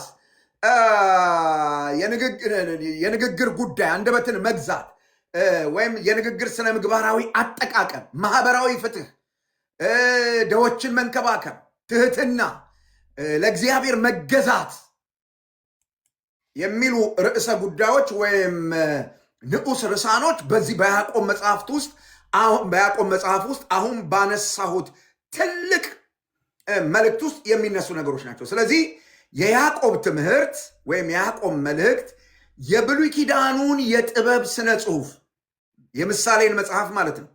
የጥበብ መጽሐፍት የምንላቸው ምሳሌ፣ መዝሙረ ዳዊት፣ ኢዮብ እና መኃልየ መኃልይ ዘሰሎሞን ናቸው። እነዚህን መጽሐፍት ዋቢ ያደረገ እና የኢየሱስን የሥነ ምግባር ትምህርቶች የኢየሱስ የሥነ ምግባር ትምህርቶች በተለይም ደግሞ ማቴዎስ ወንጌል ምዕራፍ 5 ምዕራፍ 6 ምዕራፍ 7 የተራራው ስብከት ተብለው የሚታወቁትን የሚያጎላ ሐሳብ በዚህ ተንጸባርቆ ታገኛላችሁ። ስለዚህ ዋና መልእክቱ ነው። ኦኬ፣ አንድ ሁለት ነገሮች ላንሳና እናጠቃለን። እንግዲህ በታሪክ ውስጥ ያለው ይሄ የያዕቆብ መጽሐፍ ይሄ ከሆነ የያዕቆብ መጽሐፍ በታሪክ ውስጥ የነበረው ስነ መለኮታዊ ጠቀሜታ ምን ነበረ? እሱን ማወቅ ደግሞ በጣም አስፈላጊ ነው። ለምን ያላችሁኝ እንደሆነ ዛሬ ያዕቆብ መጽሐፍ ላይ ቆመን አዲስ ስነ መለኮት ልንፈጥር አንችልም። እንፍጠርም ካልን ከነበረው ጋር የግድ መስማማት አለበት። ስለዚህ ምንድነው እሱ በታሪክ ውስጥ የነበረው ስነ መለኮታዊ ጠቀሜታ ያላችሁ እንደሆነ በታሪክ አኳያ የያዕቆብ መጽሐፍ ክርስቲያናዊ ስነ ምግባርን በመቅረጽ ረገድ ትልቅ ሚና ተጫውቷል። የያዕቆብ መጽሐፍ በዋናነት የሚያሳየን ምንድን ነው ካላችሁ ክርስቲያናዊ ስነ ምግባር ክርስቲያን ኤቲክስ ተብሎ የሚታወቀው ነገርን በተመለከተ ስነ መለኮታዊ ትምህርቶች ወይም ስነ መለኮታዊ ግንዛቤዎች የያዕቆብን መጽሐፍ መነሻ አድርገው መርሆቻቸውንና አስተምህሮቻቸውን ያፈልቃሉ ማለት ነው። በታሪክ ውስጥ የነበረው ነገር ይሄ። ነገር ግን ከጊዜ በኋላ የተነሱ ስነ መለኮታዊ ክርክሮች አሉ። ከጊዜ በኋላ በተለይ ኢዝሞች እየበረከቱ ሲመጡ የተነሱ ስነ መለኮታዊ ክርክሮች የያዕቆብን መጽሐፍ በተሳሳተ መንገድ በመረዳት ከጳውሎስ መልእክት ጋር እንደሚጋጭ አድርገው በተሳሳተ መንገድ ተረድተውታል። ቅድም ስጀምር ያነሳሁላችሁ የተሐድሶ አባቶች ተብለው ከሚታወቁት መካከል አንዱ ስሙን ሜንሽን ማድረግ አልፈልግም፣ ምን ብለዋል? ይሄ ገለባ መጽሐፍ በዚህ መጽሐፍ ውስጥ መግባት አልነበረበትም ብሏል። ለምን? እሱ የገላትያን መጽሐፍ አንብቦ መዳን ኢየሱስ ክርስቶስን በማመን ብቻ ነው፣ መዳን በጸጋ ብቻ ነው፣ መዳን የእግዚአብሔር ስጦታ ነው የሚለው ደስ ስላሰኘው ያዕቆብን ሲያነበው ደግሞ ሰርተዳን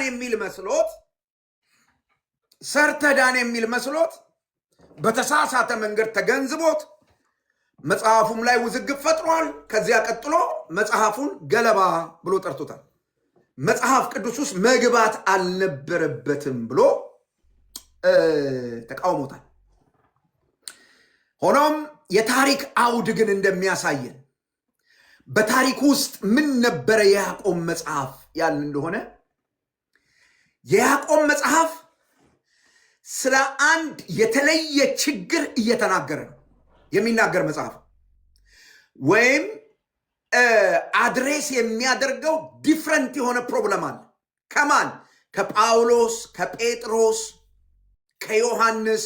ጳውሎስ፣ ጴጥሮስ፣ ዮሐንስ አድሬስ ካደረጓቸው ችግሮች የተለየ ዲፍረንት የሆነ ፕሮብለም አድሬስ እያደረገ ነው የያዕቆብ መጽሐፍ። የያዕቆብ መጽሐፍ አድሬስ የሚያደርገውን ነገር ካላወቅን ቲዮሎጂካል ኢንፈሲሱን አንደርስታንድ ልናደርግ በትክክል አንችልም፣ ወይም ነገረ መለኮታዊ አጽንኦቱን ልንገነዘብ አንችልም እና የተሳሳተ ነገረ መለኮት ከያዕቆብ መጽሐፍ ልናወጣ እንችላለን ማለት ነው። ይሄንን አድሬስ ያደረገውን ነገር ቅድም ነግሬያችኋለሁ። ማን ነው? ያዕቆብ ህጋዊነትን ወይም ህግ በመጠበቅ ይዳናል። በፈረንጃፍ ሌጋሊዝም የሚባለውን ማበርታት ማጽደቅ በፍጹም ዓላማው አይደለም፣ የእሱም ኢሹ አይደለም።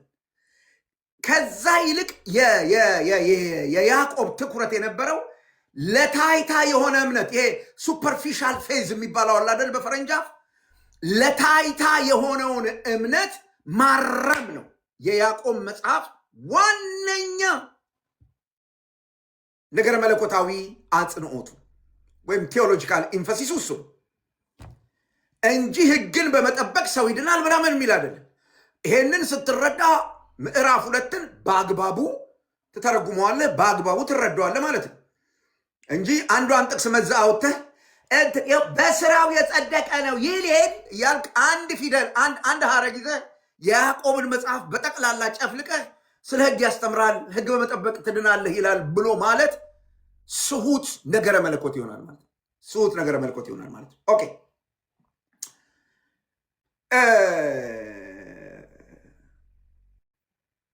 እንግዲህ ጳውሎስ ለመዳን ሰው በሚሰራው ስራ ላይ መደገፉን በግልጽ ተቃውሟል። ጳውሎስ ምንድነው ያደረገው ያላችሁ እንደሆነ ጳውሎስ ሰው ለድህነት ብሎ ሰው በሚሰራው ስራ ላይ መደገፉን ይሄን አድርጌ ያን አድርጌ የሚለውን ነገር በትምህርቱ በመልእክቱ ተቃውሟል። ያዕቆብ ደግሞ እምነትን ያለ ስነ ምግባር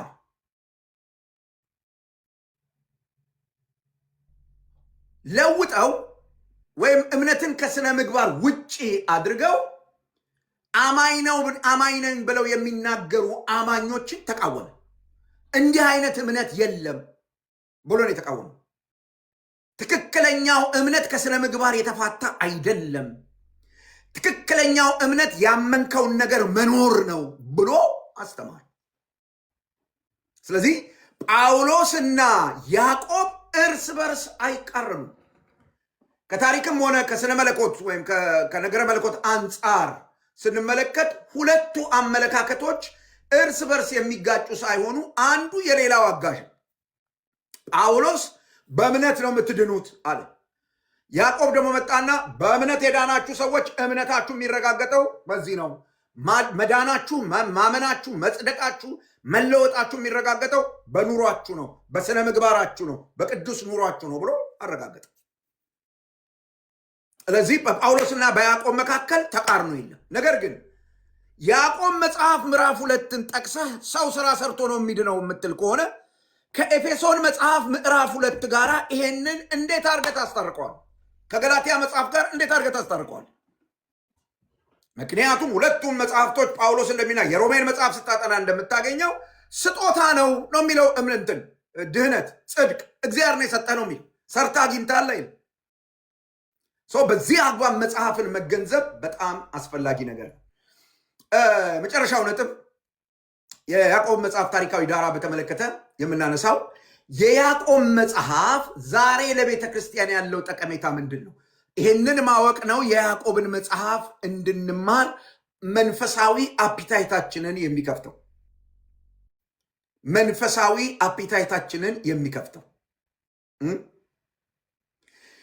የያዕቆብ መልእክት ለዛሬዋ ቤተ ክርስቲያን ያለው ጠቀሜታ ምንድን ነው ካላችሁ፣ አማኞች እምነታቸው እውነተኛ መሆኑን እንዲመረምሩ ይሞግታቸዋል። ክርስቲያን ነህ ወይስ አይደለህም? ድነሃል ወይስ አልዳንክም? አማኝ ነህ ወይስ አይደለህም የሚለውን ነገር ይሞግታል። ዝም ብሎ በአንድ አጥቢያ ውስጥ ተቀምጦ መዝሙር ለምዶ የጴንጤ ቋንቋ ለምዶ ስድብ ለምዶ ምናምን ለምዶ ዝም ብሎ እዚህ ወንጌል አማኝ የሚል ማህበር ውስጥ ተቀላቅሎ መኖር እንደማያድን ወይም የዳነው ሰው ምልክት አለመሆኑን የያዕቆብ መጽሐፍ ለአሁኗ ዘመን ቤተ ክርስቲያን እምነቷን በተግባር እንድትለማመድ ሙግት ያቀርባል። ስለዚህ በጣም አስፈላጊ ነገር የያዕቆብ መጽሐፍ በዚህ በአንደኛው ክፍለ ዘመን ላለችው ቤተክርስቲያን በጣም አስፈላጊ ነው። ለምን ካላችሁ መልእክቱ ግብዝነትን ወይም ፈሪሳዊነትን፣ አስመሳይነትን፣ ፕሪቴንድ ማድረግን፣ ውሸታምነትን፣ ቀጣፊነትን ፊት ለፊት ይሞግታል። ከዳንክ እንዲህ መሆን አትችልም ይላል። አትችልም።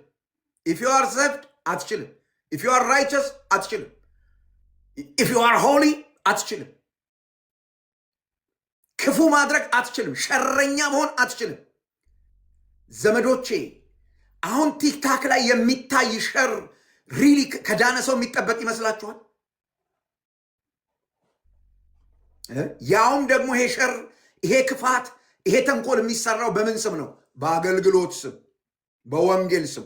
ለጽድቅ ቆመናል እንልና ከዛ መስኮት ከፍተን የሆነን ሰውዬ ጥንብርኩሱን አውጥተን ሰድበን አዋርደን በላዩ ላይ ዋሽተን የሚያልቅ ነገር። እሱ ብቻ እንዳይመስላችሁ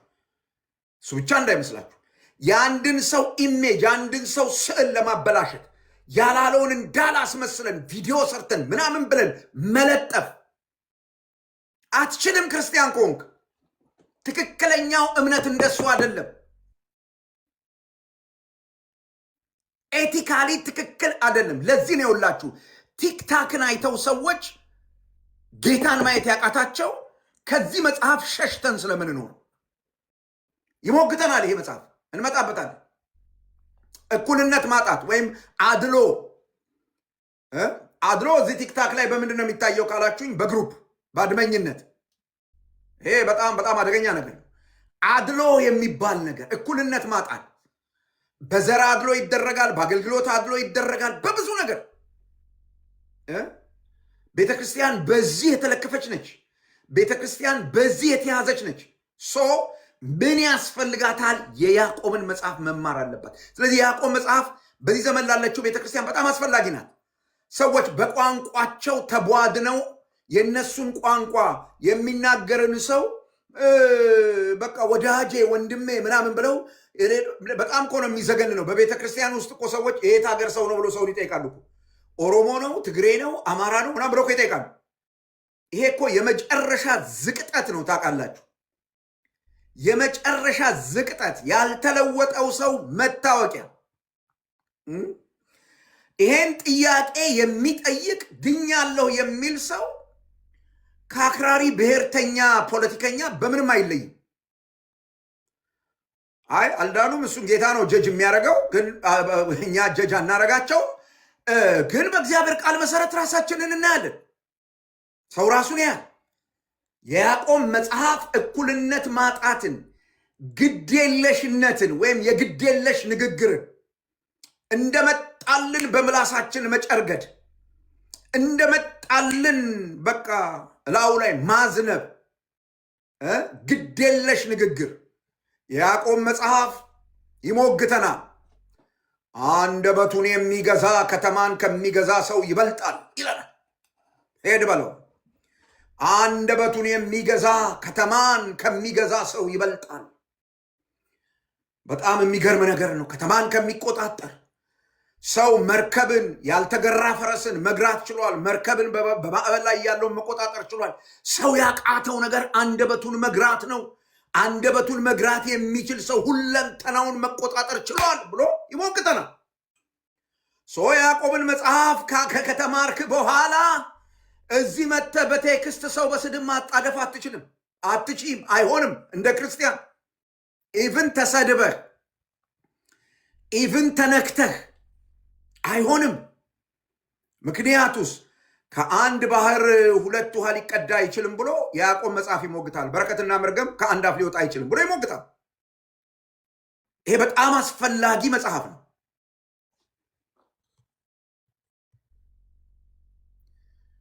ሳሙኤል የሚባለውን ሰውዬ አስወጣልኝ ቤካ።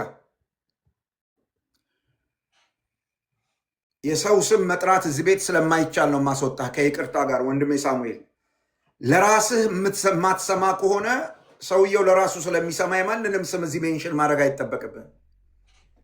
የማንንም ስም ሜንሽን መለ እኔ እዚህ ለራሱ የሚሰማ ሰው ነው ፈልገው።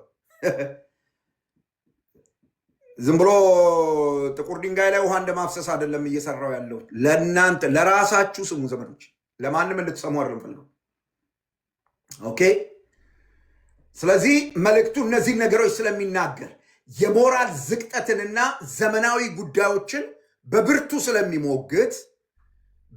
ስለሚሞግት ይሄ መጽሐፍ ለቤተ ክርስቲያን ያስፈልጋል። እናጠቃል።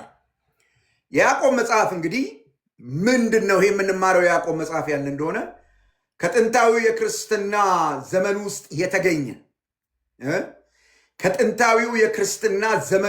የተገኘ ከዚያ ውስጥ የወጣ መልእክት ነው።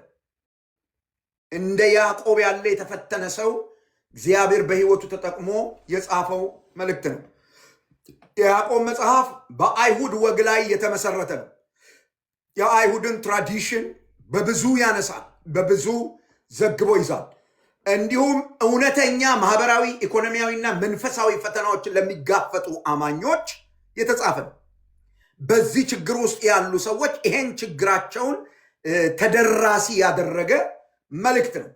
እንግዲህ ታሪካዊ ዳራው ጠንካራ የሥነ ምግባር ትኩረትና ተግባራዊ እምነት ያለውን ቃና ወይም ያለውን ቶን ያለውን ክብደት ወይም ድምፀት ያብራራል። ይሄንን ያብራራል። ስለዚህ ያዕቆብ ረቂቅ ነገረ መለኮትን ከማቅረብ ይልቅ ወደ ሕያው እምነት ጥሪ ይዞ የሚመጣ መጽሐፍ ነው። ሕያው እምነት፣ የሚሰራ እምነት፣ የሚታይ እምነትን ሰዎች እንዲለማመዱ ጥሪ የሚያቀርብ መጽሐፍ ነው። ስለዚህ ይሄ መልእክት በስደት በእኩልነት በውስብስብ ዓለም ውስጥ ታማኝ ሆኖ ለመቀጠል ይሄ የያዕቆብ መጽሐፍ ስናጠና በስደት እኩልነት በማጣት ውስጥ በመገለል ውስጥ በውስብስብ ዓለም ውስጥ ታማኝ ሆኖ ለመቀጠል የሚደረገው ትግል መጽሐፉን በሚጠቅም ሁኔታ በሚገርም ሁኔታ ለዚህ አሁን ላለንበት ዘመን ጠቃሚ ያደርገዋል። የያዕቆብን መጽሐፍ በዚህ አውድ ላይ ተመስርተን ብንኖርና ጌታ ቢፈቅድ የሚቀጥለው ሳምንት ምዕራፍ በምዕራፍ ማብራራት እንጀምራለን ማለት ነው። ዛሬ እዚህ ላይ ያበቃው። ጥያቄ ካለ መጀመሪያ እዚህ እላይ ካላችሁ ሰዎች እንጀምር። እላይ ያላችሁ ሰዎች ጥያቄ ካላችሁ ጥያቄ ጠይቁ። ከዛ በኋላ ታች ያላችሁ ሰዎች በተነጋገርንበት ነገር ላይ ገብታችሁ ጥያቄ መጠየቅ ትችላላችሁ።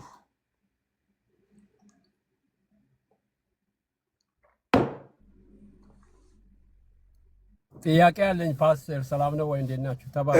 እግዚአብሔር ይመስገን ወዳጄ፣ ቀጥል። እኔ የሚገርምህ የያዕቆብ መልእክት ብዙ ጊዜ ኦርቶዶክሶች ያነሱታል እና የኔ ጥያቄ ምንድን ነው? የያዕቆብ መልእክት በጣም ጠንካራ መልእክት ነው እና ይሄ የያዕቆብ መልእክት ለዳኑት ነው አለ። አንተ አሁን እንዳብራራው ከዚህ በፊትም እንደምናውቀው ለዳኑት ክርስቲያን ነው የተጻፈ አይደለም። እንዴት ያልዳነ ገና ጌታን ያልተቀበለ ዳግም ያልተወለደ ምንም ስለ ክርስቶስ ራሱ ያላወቀ እንዴት ይሄንን ጥቅስ ያዕቆብ ምዕራፍ 2 ብዙ ጊዜ ጠቅሳሉና እንዲህ ሊጠቅሱ ይችላሉ? ይሄ በጣም ከባድ ነው ለዳኑት። ያውም ጠንካራ ነው። ያዕቆብ መልእክት በጣም ጠንካራ ነው። ወደ ጠንካራ አጥንት እንደመቆርጦም ነው። ይሄ አይደለም ለኦርቶዶክስ ገና ያልዳኑት ጥያቄ ምንድነው? ገና ያልዳኑት ገና ጌታ ለተቀበሉ ራሱ ግራ ያጋባል። ማለት ወተት እንደመጋት አይደለም። ይሄ ጠንካራ ነውና ደስ የሚል ነው፣ የሚያጠነክር ነው። እና በተለይ አንተ እንዳልክ ደግሞ ለዚህ ቤተክርስቲያን ላለን ያስፈልጋልና እንዴት ይሄ ያልዳኔ ገና ጌታን ያላወቀ ወደ ክርስቶስ ያልመጣ ይሄ ሊጠቅስ ይችላል?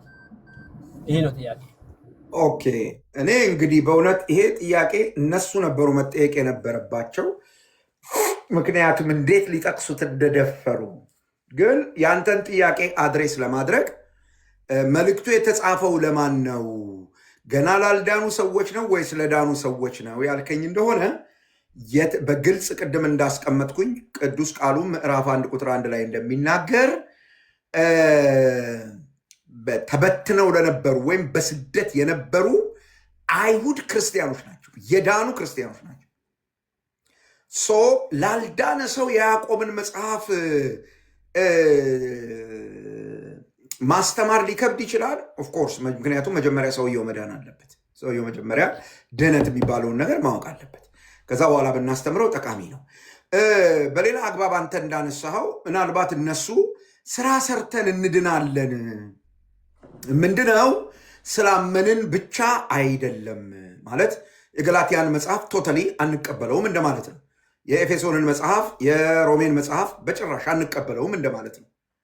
በእምነት ብቻ ይዳናል የሚለውን ትምህርት አልቀበልም ማለት የጳውሎስን ቲዮሎጂ አለመቀበል ማለት ነው።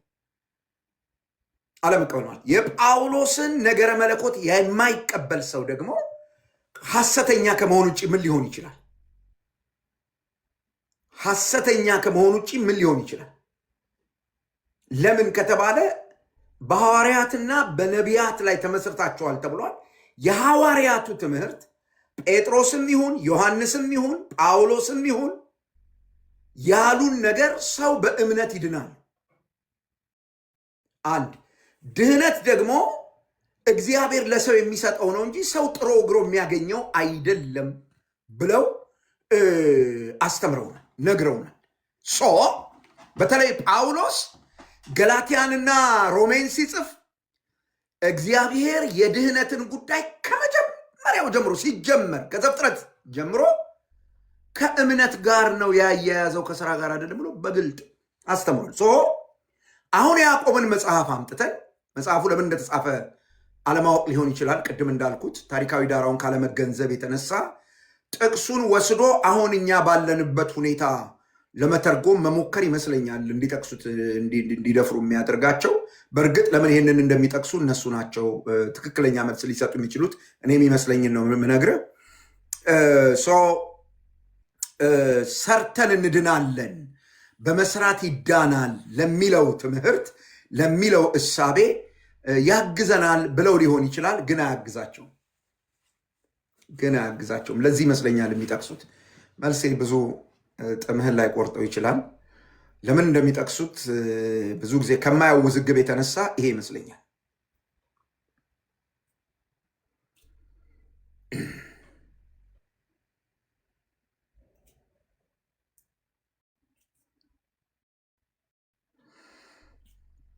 እሺ፣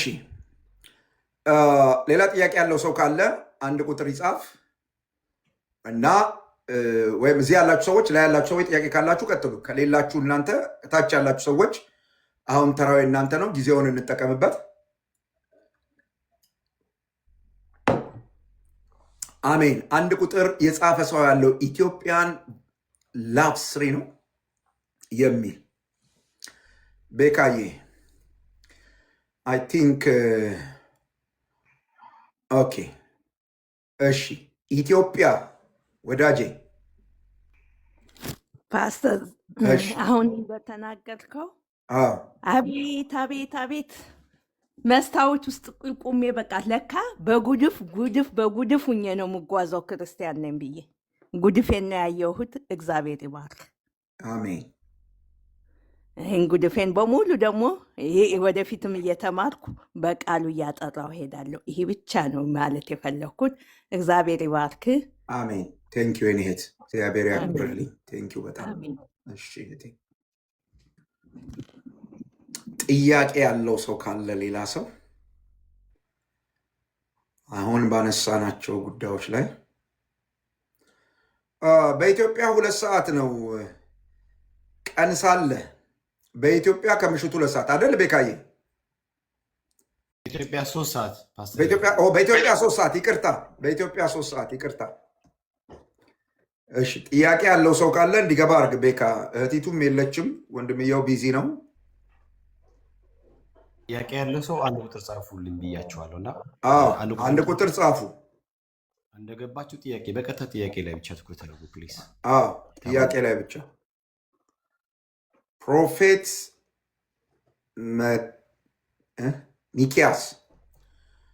ሚኪያስ የሚባል ወንድም ጽፎልሃል አንድ ቁጥር። ልክ ይልታለሁ ፓስተር። እሺ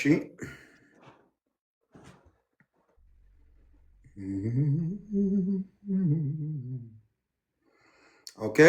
አንድ ቁጥር የጻፋችሁ ሰዎች ሲላክላችሁ ግቡ። አሁን በተማርነው ጉዳይ ላይ በዚህ ታሪካዊ ዳራን የማወቅ አስፈላጊነትና የያዕቆብ መጽሐፍ ታሪካዊ ዳራ ምንድን ነው እሱ የሚለውን ነው ዛሬ ያየነው። ምክንያቱም ሳምንት መጽሐፉን ማብራራት ስለምንጀምር ትክክለኛ ግንዛቤ እንዲኖረን በሚል ማለት ነው። አንዳንድ ቁጥር ትጽፋላችሁ፣ ግን ሲላክላችሁ አትገቡም። እንግዲህ ምን አድርገን እንደምንረዳችሁ አላቅም። እሺ ኦኬ። ቲጂ ጆን 3 ጸጋ ሰላም ይብዛላችሁ። የአባቴ ብሩካን አሜን። ይሰማል? አዎ ይሰማል። ፓስተርዬ ጸጋ ይብዛለን።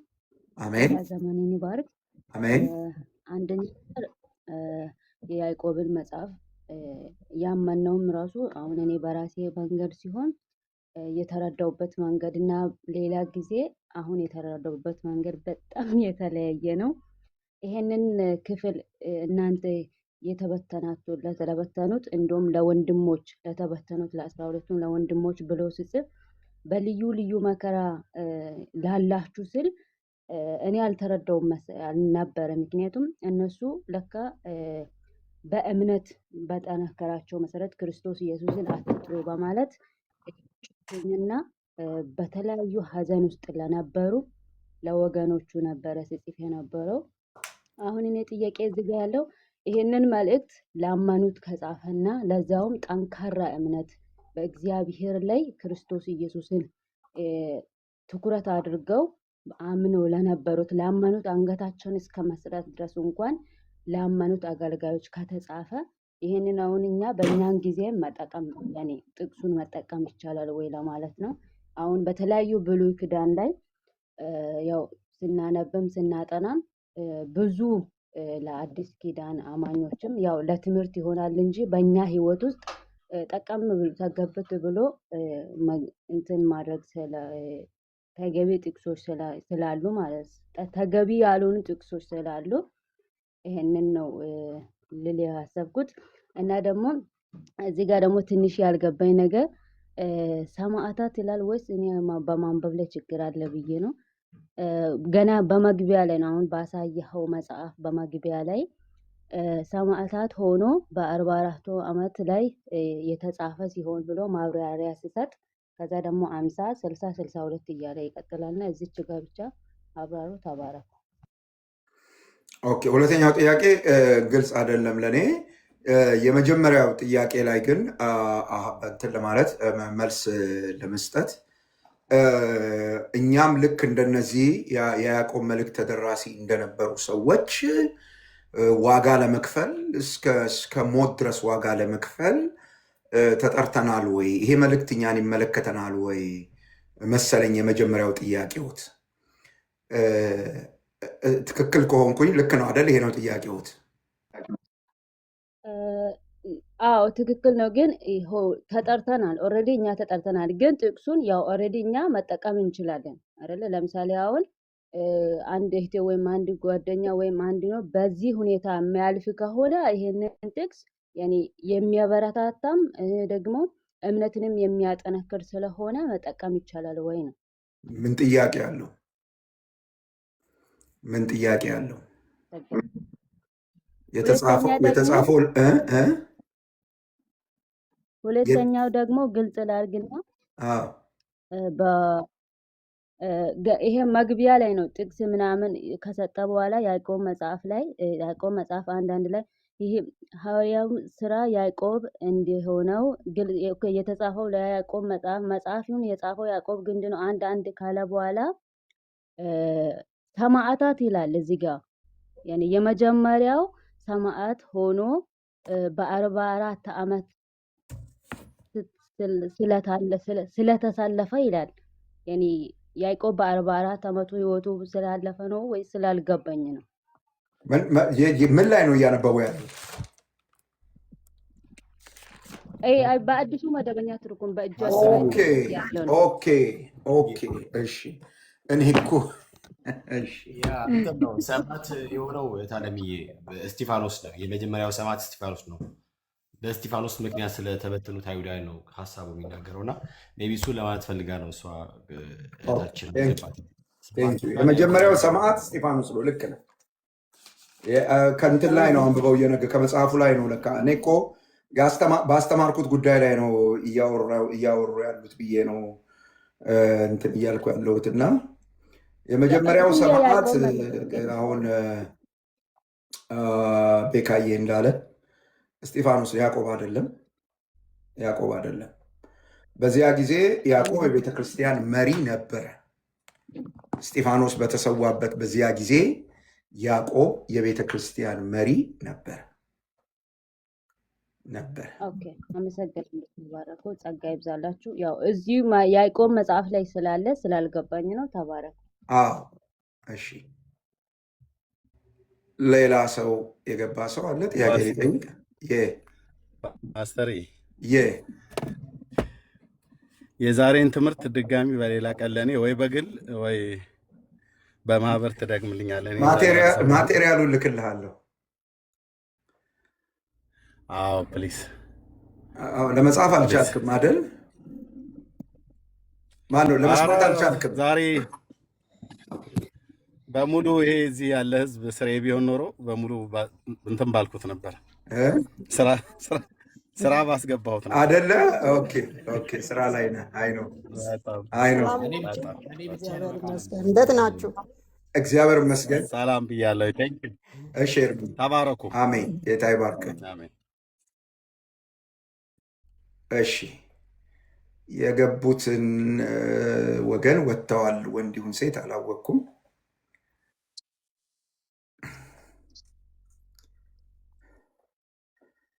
ኦኬ ፓስተርዬ ልናገር።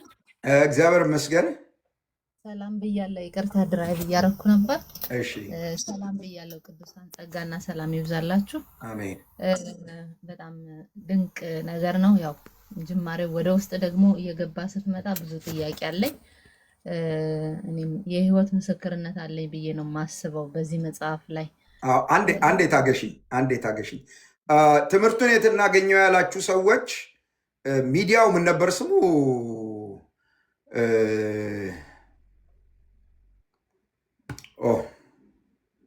ዩቲዩብ ላይ እነ ኤልቃል ይጭኑታል ፓስተርዬ።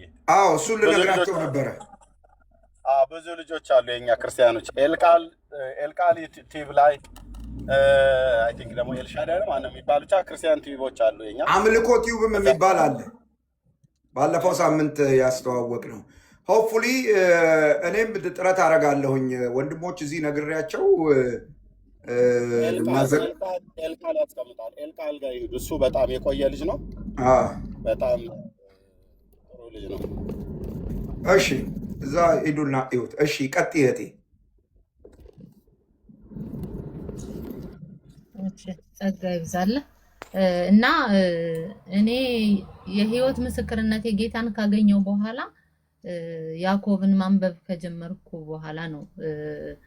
አይሁድ ነህ ጌታ ኢየሱስን ስትቀበል ብዙ መከራና ብዙ ስደት እንዳለ ያወቅኩና በጣም ቻሌንጅ የሚያደርግ መጽሐፍ እና አሁን ምንድነው የኔ ችግር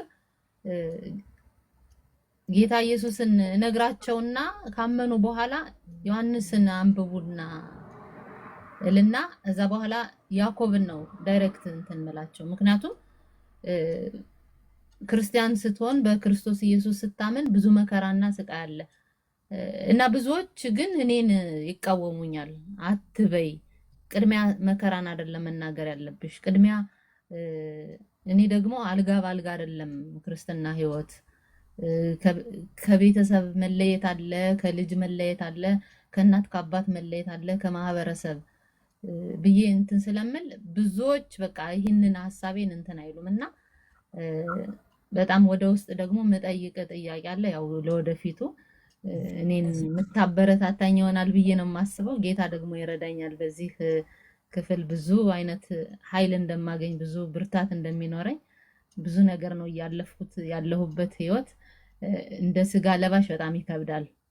ቤተሰብ ጋር መለየት፣ አባት ድረስ መለየት በጣም ይከብዳል እና ግን እኔ ጌታን አምነዋለሁ እና ለምንድን ነው ግን አንዳንድ ክርስቲያኖች መከራን የማይናገሩ? ብዙዎች ገንዘብ አለ ነው የሚባል። በቃ እዛ ወደ ጴንጤ ስትሆን ገንዘብ አለ፣ እዚህ ስትመጣ ገንዘብ አለ፣ በገንዘብ ነው ምናምን እንደዚህ አይነት ነገር ስላለ ብዙዎች የሚያዩት የሰላም የደስታ ነገር ነው አይተው የሚመጡ። ግን ለምን መጀመሪያ መከራውንስ መስቀልን መሸከምንስ ለምን አንመሰክርም የሚለውን ነገር በዚሁ ትንሽ ብታብራራልኝ አመሰግናለሁ። እሺ ካነሳሁት ርዕሰ ጉዳይ ጋር ብዙ መገናኘቱን እርግጠኛ አይደለሁም። አሁን ያነሳሽው ጥያቄ በያዕቆብ መጽሐፍ ታሪካዊ ዳራ ላይ ብታነጣጥሪ ደስ ይለኛል። አሁን ያነሳሽውን ጥያቄ ግን በግል ልናወራ እንችላለን። ምን ማድረግ አለብኝ፣ በምን መንገድ ነው ላሳያቸው የምችለው የሚለውን በግል እኔና አንቺ ብናወራ ጥሩ ነው። ምክንያቱም ሌሎች ሰዎች ገብተው ከርዕሰ ጉዳይ ወጥተው ጥያቄ ሲጠይቁ አልመልስም ብዬ ለአንቺ ብመልስ ፌር አልሆንም። ይቅርታ አድርጊልኝ እሺ ሰኒ። እና በግል ግን እናወራለን። ሰዎችን እንዴት አድርገሽ በተለይ ከዛ ከይሁዲነት ወደ ክርስትና የሚመጡ ሰዎች በደንብ ሊያውቁት የሚገባ ነገር ምንድን ነው? እሱ ሊያስተውሉት የሚገባ ነገር ምንድን ነው? ምን ብታሳያቸው የበለጠ ይጠቅማል? እና ደግሞ ይሄ ስደቱ መከራውም እንዳለ ለማሳየት የግድ ያዕቆብን ማንሳት አለብሽ ወይ? ወንጌል እያነበቡ ይሄንን አያገኙትም ወይ የሚለውን ነገር በደንብ አድርገን ልናይ እንችላለን። በጣም ቀላል በሆነ መንገድ ማለት ነው። እንደሱ ብናደርግ ፈቃድሽ ቢሆን ከይቅርታ ጋር። ኦኬ። መቅደስ ለጥያቄ ነው የገባችው? ለጥያቄ ነው የገባሁት። እሺ እህቴ። ኦኬ። እኔ ጥያቄ አሁን ስላስተማርከው ትንሽ ግራ የተጋባሁትን ነገር እሱን መልዕክት ሳነበው ማለት ነው። ሁሌም ግራ የሚያጋባኝ ጉዳይ ስለሆነ ከስራ ጋር እና ከእምነት ጋር ማለት ነው እና ለነዚህ ለ12ቱ ከሆነ የተጻፈውና አማኞች ከነበሩ ይሄ መልእክት እነሱ እንደ አመነ ሰው አይኖሩም ነበር ማለት ነው። እንደ ገላትያ ሰዎች ሲያስቸግሩት እንደነበር ለጳውሎስ ሲነግራቸው እንደነበረው አይነት መልእክት ነው ያዕቆብ እየነገራቸው ያለው። ድነዋል፣ ግን እንደ ዳነ ሰው ጋር አይደለም የሚኖሩ የነበሩት። የስ አማኞች ናቸው፣ የዳኑ ሰዎች ናቸው። እምነታቸውን በስራ መለማመድ ያልቻሉ ሰዎች ናቸው። ስለዚህ ቻሌንጅ እያደረጋቸው ያለው እንደ ክርስቲያን እምነታችሁ ንግግር ብቻ መሆን የለበትም። ዋና ሴንተር መልዕክቱ እሱ ነው። ንግግር ብቻ መሆን የለበትም። አምኛለሁ ለማለትማ ጂኒም ይላል፣ እንደሱ አያስደንቅም። ካመናችሁ ቨሪ ፕራክቲካል መሆን አለባችሁ ይላልና እምነታቸውን በትክክል ካለመኖራቸው የተነሳ እሱ በመጽሐፉ አድሬስ የሚያደርጋቸው ቅድም ስዘረዝራቸው የነበሩ ለምሳሌ አድልኦ፣ የአንደበት ጉዳይ፣ በጥበብ አለመኖር፣ በጣም ብዙ የሚነሱ ጉዳዮች አሉ። መጽሐፉ ስንገባ በዝርዝር እናያቸዋለን። እና ኦፍኮርስ እንዲህ አይነት ችግር ኖሮባቸው እሱን ሊያርም ነው የጻፈው እንጂ ሰዎቹ በጌታ ያልነበሩ አይደለም። በጌታ አምነው የዳኑ አይሁድ ክርስቲያኖች ናቸው፣ ጁሽ ክርስቲያን ናቸው። ኦኬ፣ ቴንክ ዩ። እሺ፣ አመሰግናለሁ። የወልከም እናት እየተባረክ። እሺ፣ ገኒ ላይ አይችሻለሁ ላይ አይደል? የት ጋር ነው ያለሽው? ወርዳለች። እንደዚህ ላይ ያየኋት መስሎኝ ነበር። ኦኬ፣ አክሴፕት አድርጋትና ፓስተር እንደገና ቲንክ ስንት ሰዓት እንደሚጀምር ብትነግራቸው አንዳንድ ሰዎች አሜሪካም ያሉት ምናምን ኮንፊውዝ ስለሆኑ። አሜሪካ ያላችሁ ሰዎች 1 ሰዓት ላይ ነው የምንጀምረው። አሜሪካ ያላችሁ ሰዎች 1 o'clock ነው የምንጀምረው። ሌላ ዓለም ላይ ያላችሁ ሰዎች ግን በኢትዮጵያ 3 ሰዓት ነው። ካልኩሌት አድርጉት እንግዲህ እንደያላችሁበት ሀገር።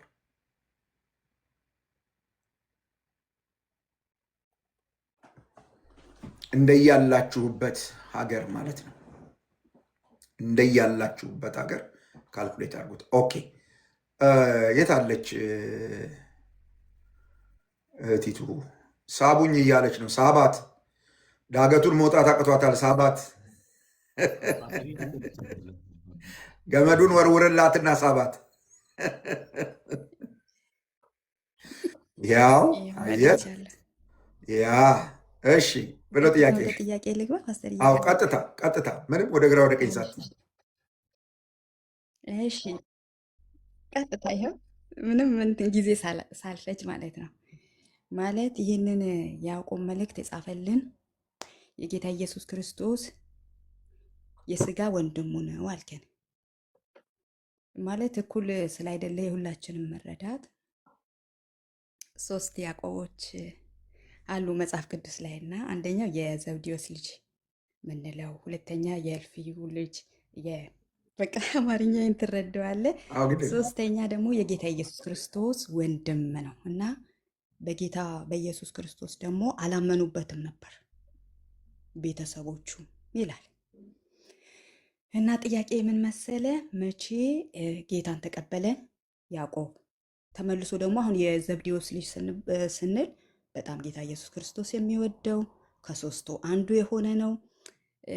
ከዛ በኋላ ደግሞ መቼ ሰማዕታት ሆነ? እሱ ያው በሰማዕታት እንደሞተ እንትን እንላለን እና ያኛው ደግሞ እንዳንል ከ12ቱ በጣም ታዋቂም የነበረ አይደለም ስንል እዚህ ጋር ደግሞ ቤተሰቦቹ እንኳን ማለት በክርስቶስ ኢየሱስ አላመኑበትም ይላል እና መቼ ነው ጌታን የተቀበለው? እንዴት እሱ ነው ልንልስ እንችላለን? አሁን ለምሳሌ አንዳንዶች ሲጠይቁ ሁላችንም እኩል ስላይደለ መረዳታችን ቆም ሊያረገን እንዳይችል ጭምር ነው። ይሄ ነው ጥያቄ። ፓስተር እያመሰግናለሁ። እሺ ቤተሰቦቹ አላመኑበትም ነበርና ያዕቆብ መቼ ጌታን ተቀበለ የሚለውን ኤግዛክትሊ ጊዜውን ማወቅ አይቻልም፣ ግን መረጃ ያላቸው ሰዎች ሊኖሩ ይችላሉ። እኔ የለኝም ለጊዜው። ፈልጌ ማምጣት ካለብኝ የሚገኝ ከሆነ ልፈልግ እችላለሁ። የኢየሱስ ክርስቶስ ወንድም ለመሆኑ ይሄኛው ያዕቆብ መሆኑን ማቴዎስ ወንጌል ምዕራፍ 13 ቁጥር 55 ላይ የዚህ ሰው ስም ተጠቅሷል። የዚህ ሰው ስም ተጠቅሷል እና ቤተሰቦቹ አላመኑበትም ነበር ማለት እስከ መጨረሻው ሳያምኑበት ቀርተዋል ማለት አይደለም። እስከ መጨረሻው ሳያምኑበት ቀርተዋል ማለት አይደለም። በሆነ ጊዜ አምኗል ይሄ ሰው። እንደውም ከዛ አልፎ ቤተክርስቲያን መሪ እስከመሆን ድረስ ደርሷል። የቤተክርስቲያን ትውፊት በቀጥታ የያዕቆብ መጽሐፍን የጻፈውን ሰው አንስቶ የሚያያይዘው ከዚህኛው የጌታ ወንድም ከሆነው ያዕቆብ ጋር የጌታ ወንድም ከሆነው ያዕቆብ ጋር ነው። ማለትም ማቴዎስ ወንጌል ምዕራፍ 13 ቁጥር 55 ላይ ከተጠቀሰው ያዕቆብ ጋር የቤተ ክርስቲያን የመጀመሪያው ወይም ቀደምት ትውፊት በቀጥታ ወስዶ ከሱ ጋር ነው የሚያገናኘው። ትውፊት ፋይዳ አለው እንዲህ አይነት ነገሮችን በማረጋገጥ ሂደት ውስጥ።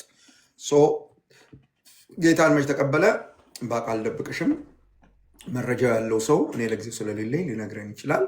ቤተሰቦቹ ግን አያምኑበትም ነበር ማለት እስከ ወዲያኛው ሳያምኑበት ቀሩ ማለት ግን አይደለም።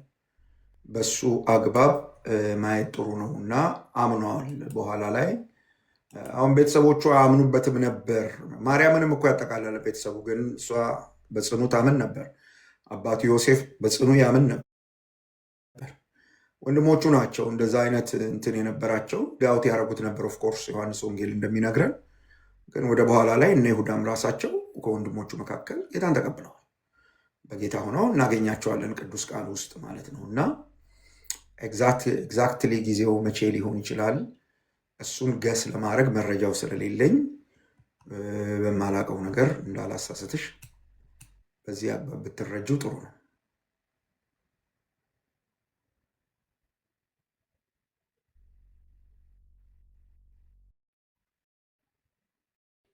እሺ ፓስተር እያመሰግናለሁ። የሆነ መረጃ አለኝ። በእርግጥ ከትንሣኤ በኋላ በተደረገው አይነት ስብከት ጌታን አግኝቷል የሚል መረጃ አለ ይባላል። ያኛው ነገር ጥሩ ሊያስኬድ ይችላል። እንግዲህ የመረጃው እውነተኝነት ከተረጋገጠ ጥሩ ነው። እኔ የለኝም መረጃው፣ ግን መረጃው እንግዲህ ትውፊት ነው ማረጋገጫው ሊሆን የሚችለው። የትውፊቱ ተአማኒነት ግን ቬሪ ኢምፖርታንት። ያ ትውፊት ምን ያህል እውነተኛ ነው የሚለው ነገር በጣም እንትን ካለ መረጃው አሳማኝ ከሆነ መቀበሉ ክፋት የለውም። በእኔ ብዙ እንትን አይደለም፣ ብዙ ኢምፖርታንት አይደለም። ጌታን መቼ ነው የተቀበለው ምናምን ለእኔ ብዙ ኢምፖርታንት አይደለም። የቤተክርስቲያን ትውፊት እኔ ባለኝ መረጃ መሰረት በቀጥታ የቀደመችዋ የቤተክርስቲያን ትውፊት ይህንን የያዕቆብን መጽሐፍ ጸሐፊ ከዚህ ጋር አዛምዶታል። እነሱ ለጉዳዩ ቅርበት ነበራቸው። ለጉዳዩ ቅርበት ስላላቸው እነሱ የሚሰጡትን ምስክርነት አክሴፕት አድርጌው ነው መቀጥል። እንኳን እነሱ የሚሰጡትን ምስክርነት ይቅርና በኋላ ላይ መጥተው ትምህርተ ሥላሴን የቀረጹ እነ አግናቲየስ፣ ሌሎች የቤተክርስቲያን አባቶች ኦግስቲን ምናምን የተናገሩትን ነገር ሁሉ ተቀብለን ነው መንቀጥል ያለን በቅዱስ ቃሉ መዝነን ማለት ነው። እና መጽሐፍ ቅዱሳዊ ማስረጃ ደግሞ ተቀምጧል እዚህ ማቴዎስ ወንጌል ምዕራፍ 13 ቁጥር 55 ነው የሚጠቅሱት ለዚህ ትውፊት። እና እንዲህ አይነት ነገር ስላለ እንትኑን የትውፊቱን ታማኝነት ካረጋገጥ ተስፋኝ ችግር የለው። እሺ አመሰግናለሁ። እሺ ሌላ ጥያቄ ያለው ሰው ካለ ይግባ፣ ከሌለ እንግዲህ ፓስተር የጽዮን የምትባል እህታችን አይ ቲንክ መግባት ቤካ አስገባት። እሺ ጽዮንዬ፣ እንደ ገነት እሷም መሳ ፈልጋ ሊሆን ይችላል። ገመዱን ወርውርላት። ፓስተር እንትን ብያለሁ አስገብቻለሁ፣ ኦኬ ግን አላመንም ነበር ማለት በነበር ነው አይደል ፓስተር? ስለዚህ ላለማመኑ ምንም አይነት ላይክ እንደዚህ ነው እርግጠኛ ማውራት አይቻልም እንዳልከው፣ ግን አላመንም ነበር ካለ በነበር ያለፈ ነው። ከዛ በኋላ ግን እንዳምን እርግጠኛ ሆነ ማውራት ይቻላል። ይቻላል። ግን ጽሁፉ ራሱ በቀጥታ የሚያመለክተው በእስጢፋኖስ ምክንያት ለተበተኑ አይሁድ ክርስቲያኖች ነው ብሎ ካለ ያዕቆብ ደግሞ በቀደመችው ቤተክርስቲያን ቅድም እንዳልከው ሂወዝ ሊደር ነበረ። እስፔሻሊ በተነሳው ውዝግብ ከላይ ሆኖ እልባት የሰጠው ያዕቆብ ነበረ። ስለዚህ ምንም እዚህ ጉዳይ ላይ ጥርጣሬ ራሱ ሊነሳ የሚችል ነገር ነው ብዬ ምን አላምንም። እና ሰው አምኖ የዳነ ሰው እንደውም እምነቱን በስራ መግለጥ አለበት ብሎ የሚል ሰው እንዴት ነው ላለመዳኑ ራሱ እንደዚህ አይነት ጥያቄ መፍጠር ይህ ትክክል አይደለም ብዬ ነው የማስበው። ኤኒሃው ፋይን ይህን ይመስል ብዬ አስባለሁ። ፓስተር ተባረክ አባኩ። እሺ እንደ ሀሳብ ጥሩ ነው። እሺ ጽዮን። እሺ ጌታ ይባርክ ፓስተር። እንደምናመሻችሁ ቅዱሳን። እንግዲህ ማነው ጳውሎስ በመልእክቶቹ ከጌታ ወንድም ከያዕቆብ በስተቀር ብሎ ኢየሩሳሌም በሄደ ጊዜ የጌታ ወንድም ብሎ ጠቅሷል። ስለዚህ በኢየሩሳሌም ቤተክርስቲያን። ሌላው ደግሞ ጌታ ኢየሱስ በቆሮንቶስ መልእክቱ ጳውሎስ ለ500 ሰዎች እና ለያዕቆብም ከትንሣኤ በኋላ ለብቻ እንደተገለጠለት ይናገራል። ይሄም የጌታ ወንድም እንደሆነ ጌታ ከትንሣኤ በኋላ የተገለጠለት ለእርሱ እንደሆነ ይነገራል። ስለዚህ በትክክል የጌታ ወንድም ያዕቆብ ነው። ያኛው በመስዋዕት እንዳለፈ እንደተገደለ እናውቃለን። የዘብዴዎስ ልጅ ማለት ነው እና ከጴጥሮስ ጋር ሐዋርያት ሥራ 12 የምናገኘው ስለዚህ ያኛውን ልንጠረጥረው አንችልም ልላችሁ ነው። የዘብዴዎስ ልጅ ነው ብለን ልናስብ አንችልም። ምክንያቱም ኦልሬዲ እሱ ተሰይፎ አልፏል። ያሉን እንግዲህ እነዚህ ናቸው። ከነዚህም ደግሞ ያው የቤተ ክርስቲያንም ትውፊት ያረጋግጣል። ይህም መጽሐፍ የጌታ ወንድም ያዕቆብ እንደጻፈው። ሌላው አንድ ነጥብ ብቻ ለመጨመር ነው። በጣም የጸሎት ሰው እንደነበር ይነገራል። ያዕቆብ ይነገራል። ቅድም ለአንሳው አላንሳው እያልኩ ያለፍኩት ነገር ነው። ኦኬ እሺ ተናገሪ። የግመል ጉልበት እንደነበረው ጉልበቱ ከመንበርከኩ የተነሳ የግመል ሻኛ እንደ ግመል ሻኛ ጉልበቱ መጃ አውጥቶ ነበር ከመንበርከክ ብዛት የተነሳ የሚል ታሪክ አለ ስለ ያዕቆብ። ልክ ነሽ። እና ይችን ለመጨመር ነው። ተባረኩልኝ። እሺ ቴንኪው ስለሰጠሽን ማስተካከያዎች፣ እግዚአብሔር ይባርክሽ። ቴንኪው በጣም ኦኬ። አይ ቲንክ ገኒ ጥሩ መልስ ያገኘች ይመስለኛል። እንግዲህ ዛሬ ላይ ባነሳነው ርዕሰ ጉዳይ በዚህ ልክ ታሪካዊ ዳራውን ካየን ጌታ ቢፈቅድና ብንኖር መጽሐፉን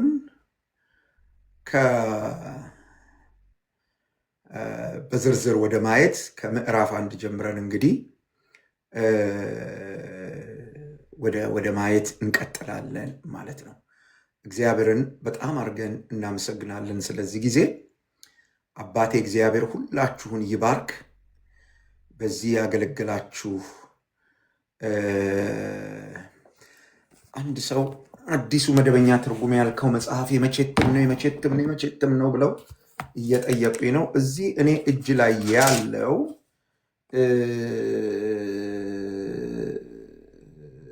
እትሙ የመቼ ነው? እሺ ከዚህ እኔ ጋ ያለው 1993 እስከ 2003 ዓ.ም ነው የሚለው በነጮቹ ይመስለኛል። ስለዚህ እሱኛው እትም ማለት ነው። እሱኛው ማለት ነው። ወንድሞቼ እህቶቼ፣ እግዚአብሔር አምላክ ይባርካችሁ። በብዙ መንገድ ስጦታ ስትሰጡ፣ ታብታብ ስታደርጉ፣ ሼር ስታደርጉ የነበራችሁ፣ ጥያቄ የጠየቃችሁ፣ ለመማር ሮጣችሁ መታችሁ በዚህ ቁጭ ብላችሁ በትዕግስት እና በጨዋነት ስለተማራችሁ እግዚአብሔር አምላክ ለዘላለም ይባርካችሁ። እንግዲህ በሰማነው እውነት እንድንጠቀምበት ደግሜ አደራ እላለሁ። እኔም በጣም ወዳችኋለሁ። እግዚአብሔር አምላክ ይባርካችሁ። ሻሎም የኔ ወንድሞች እናቶች።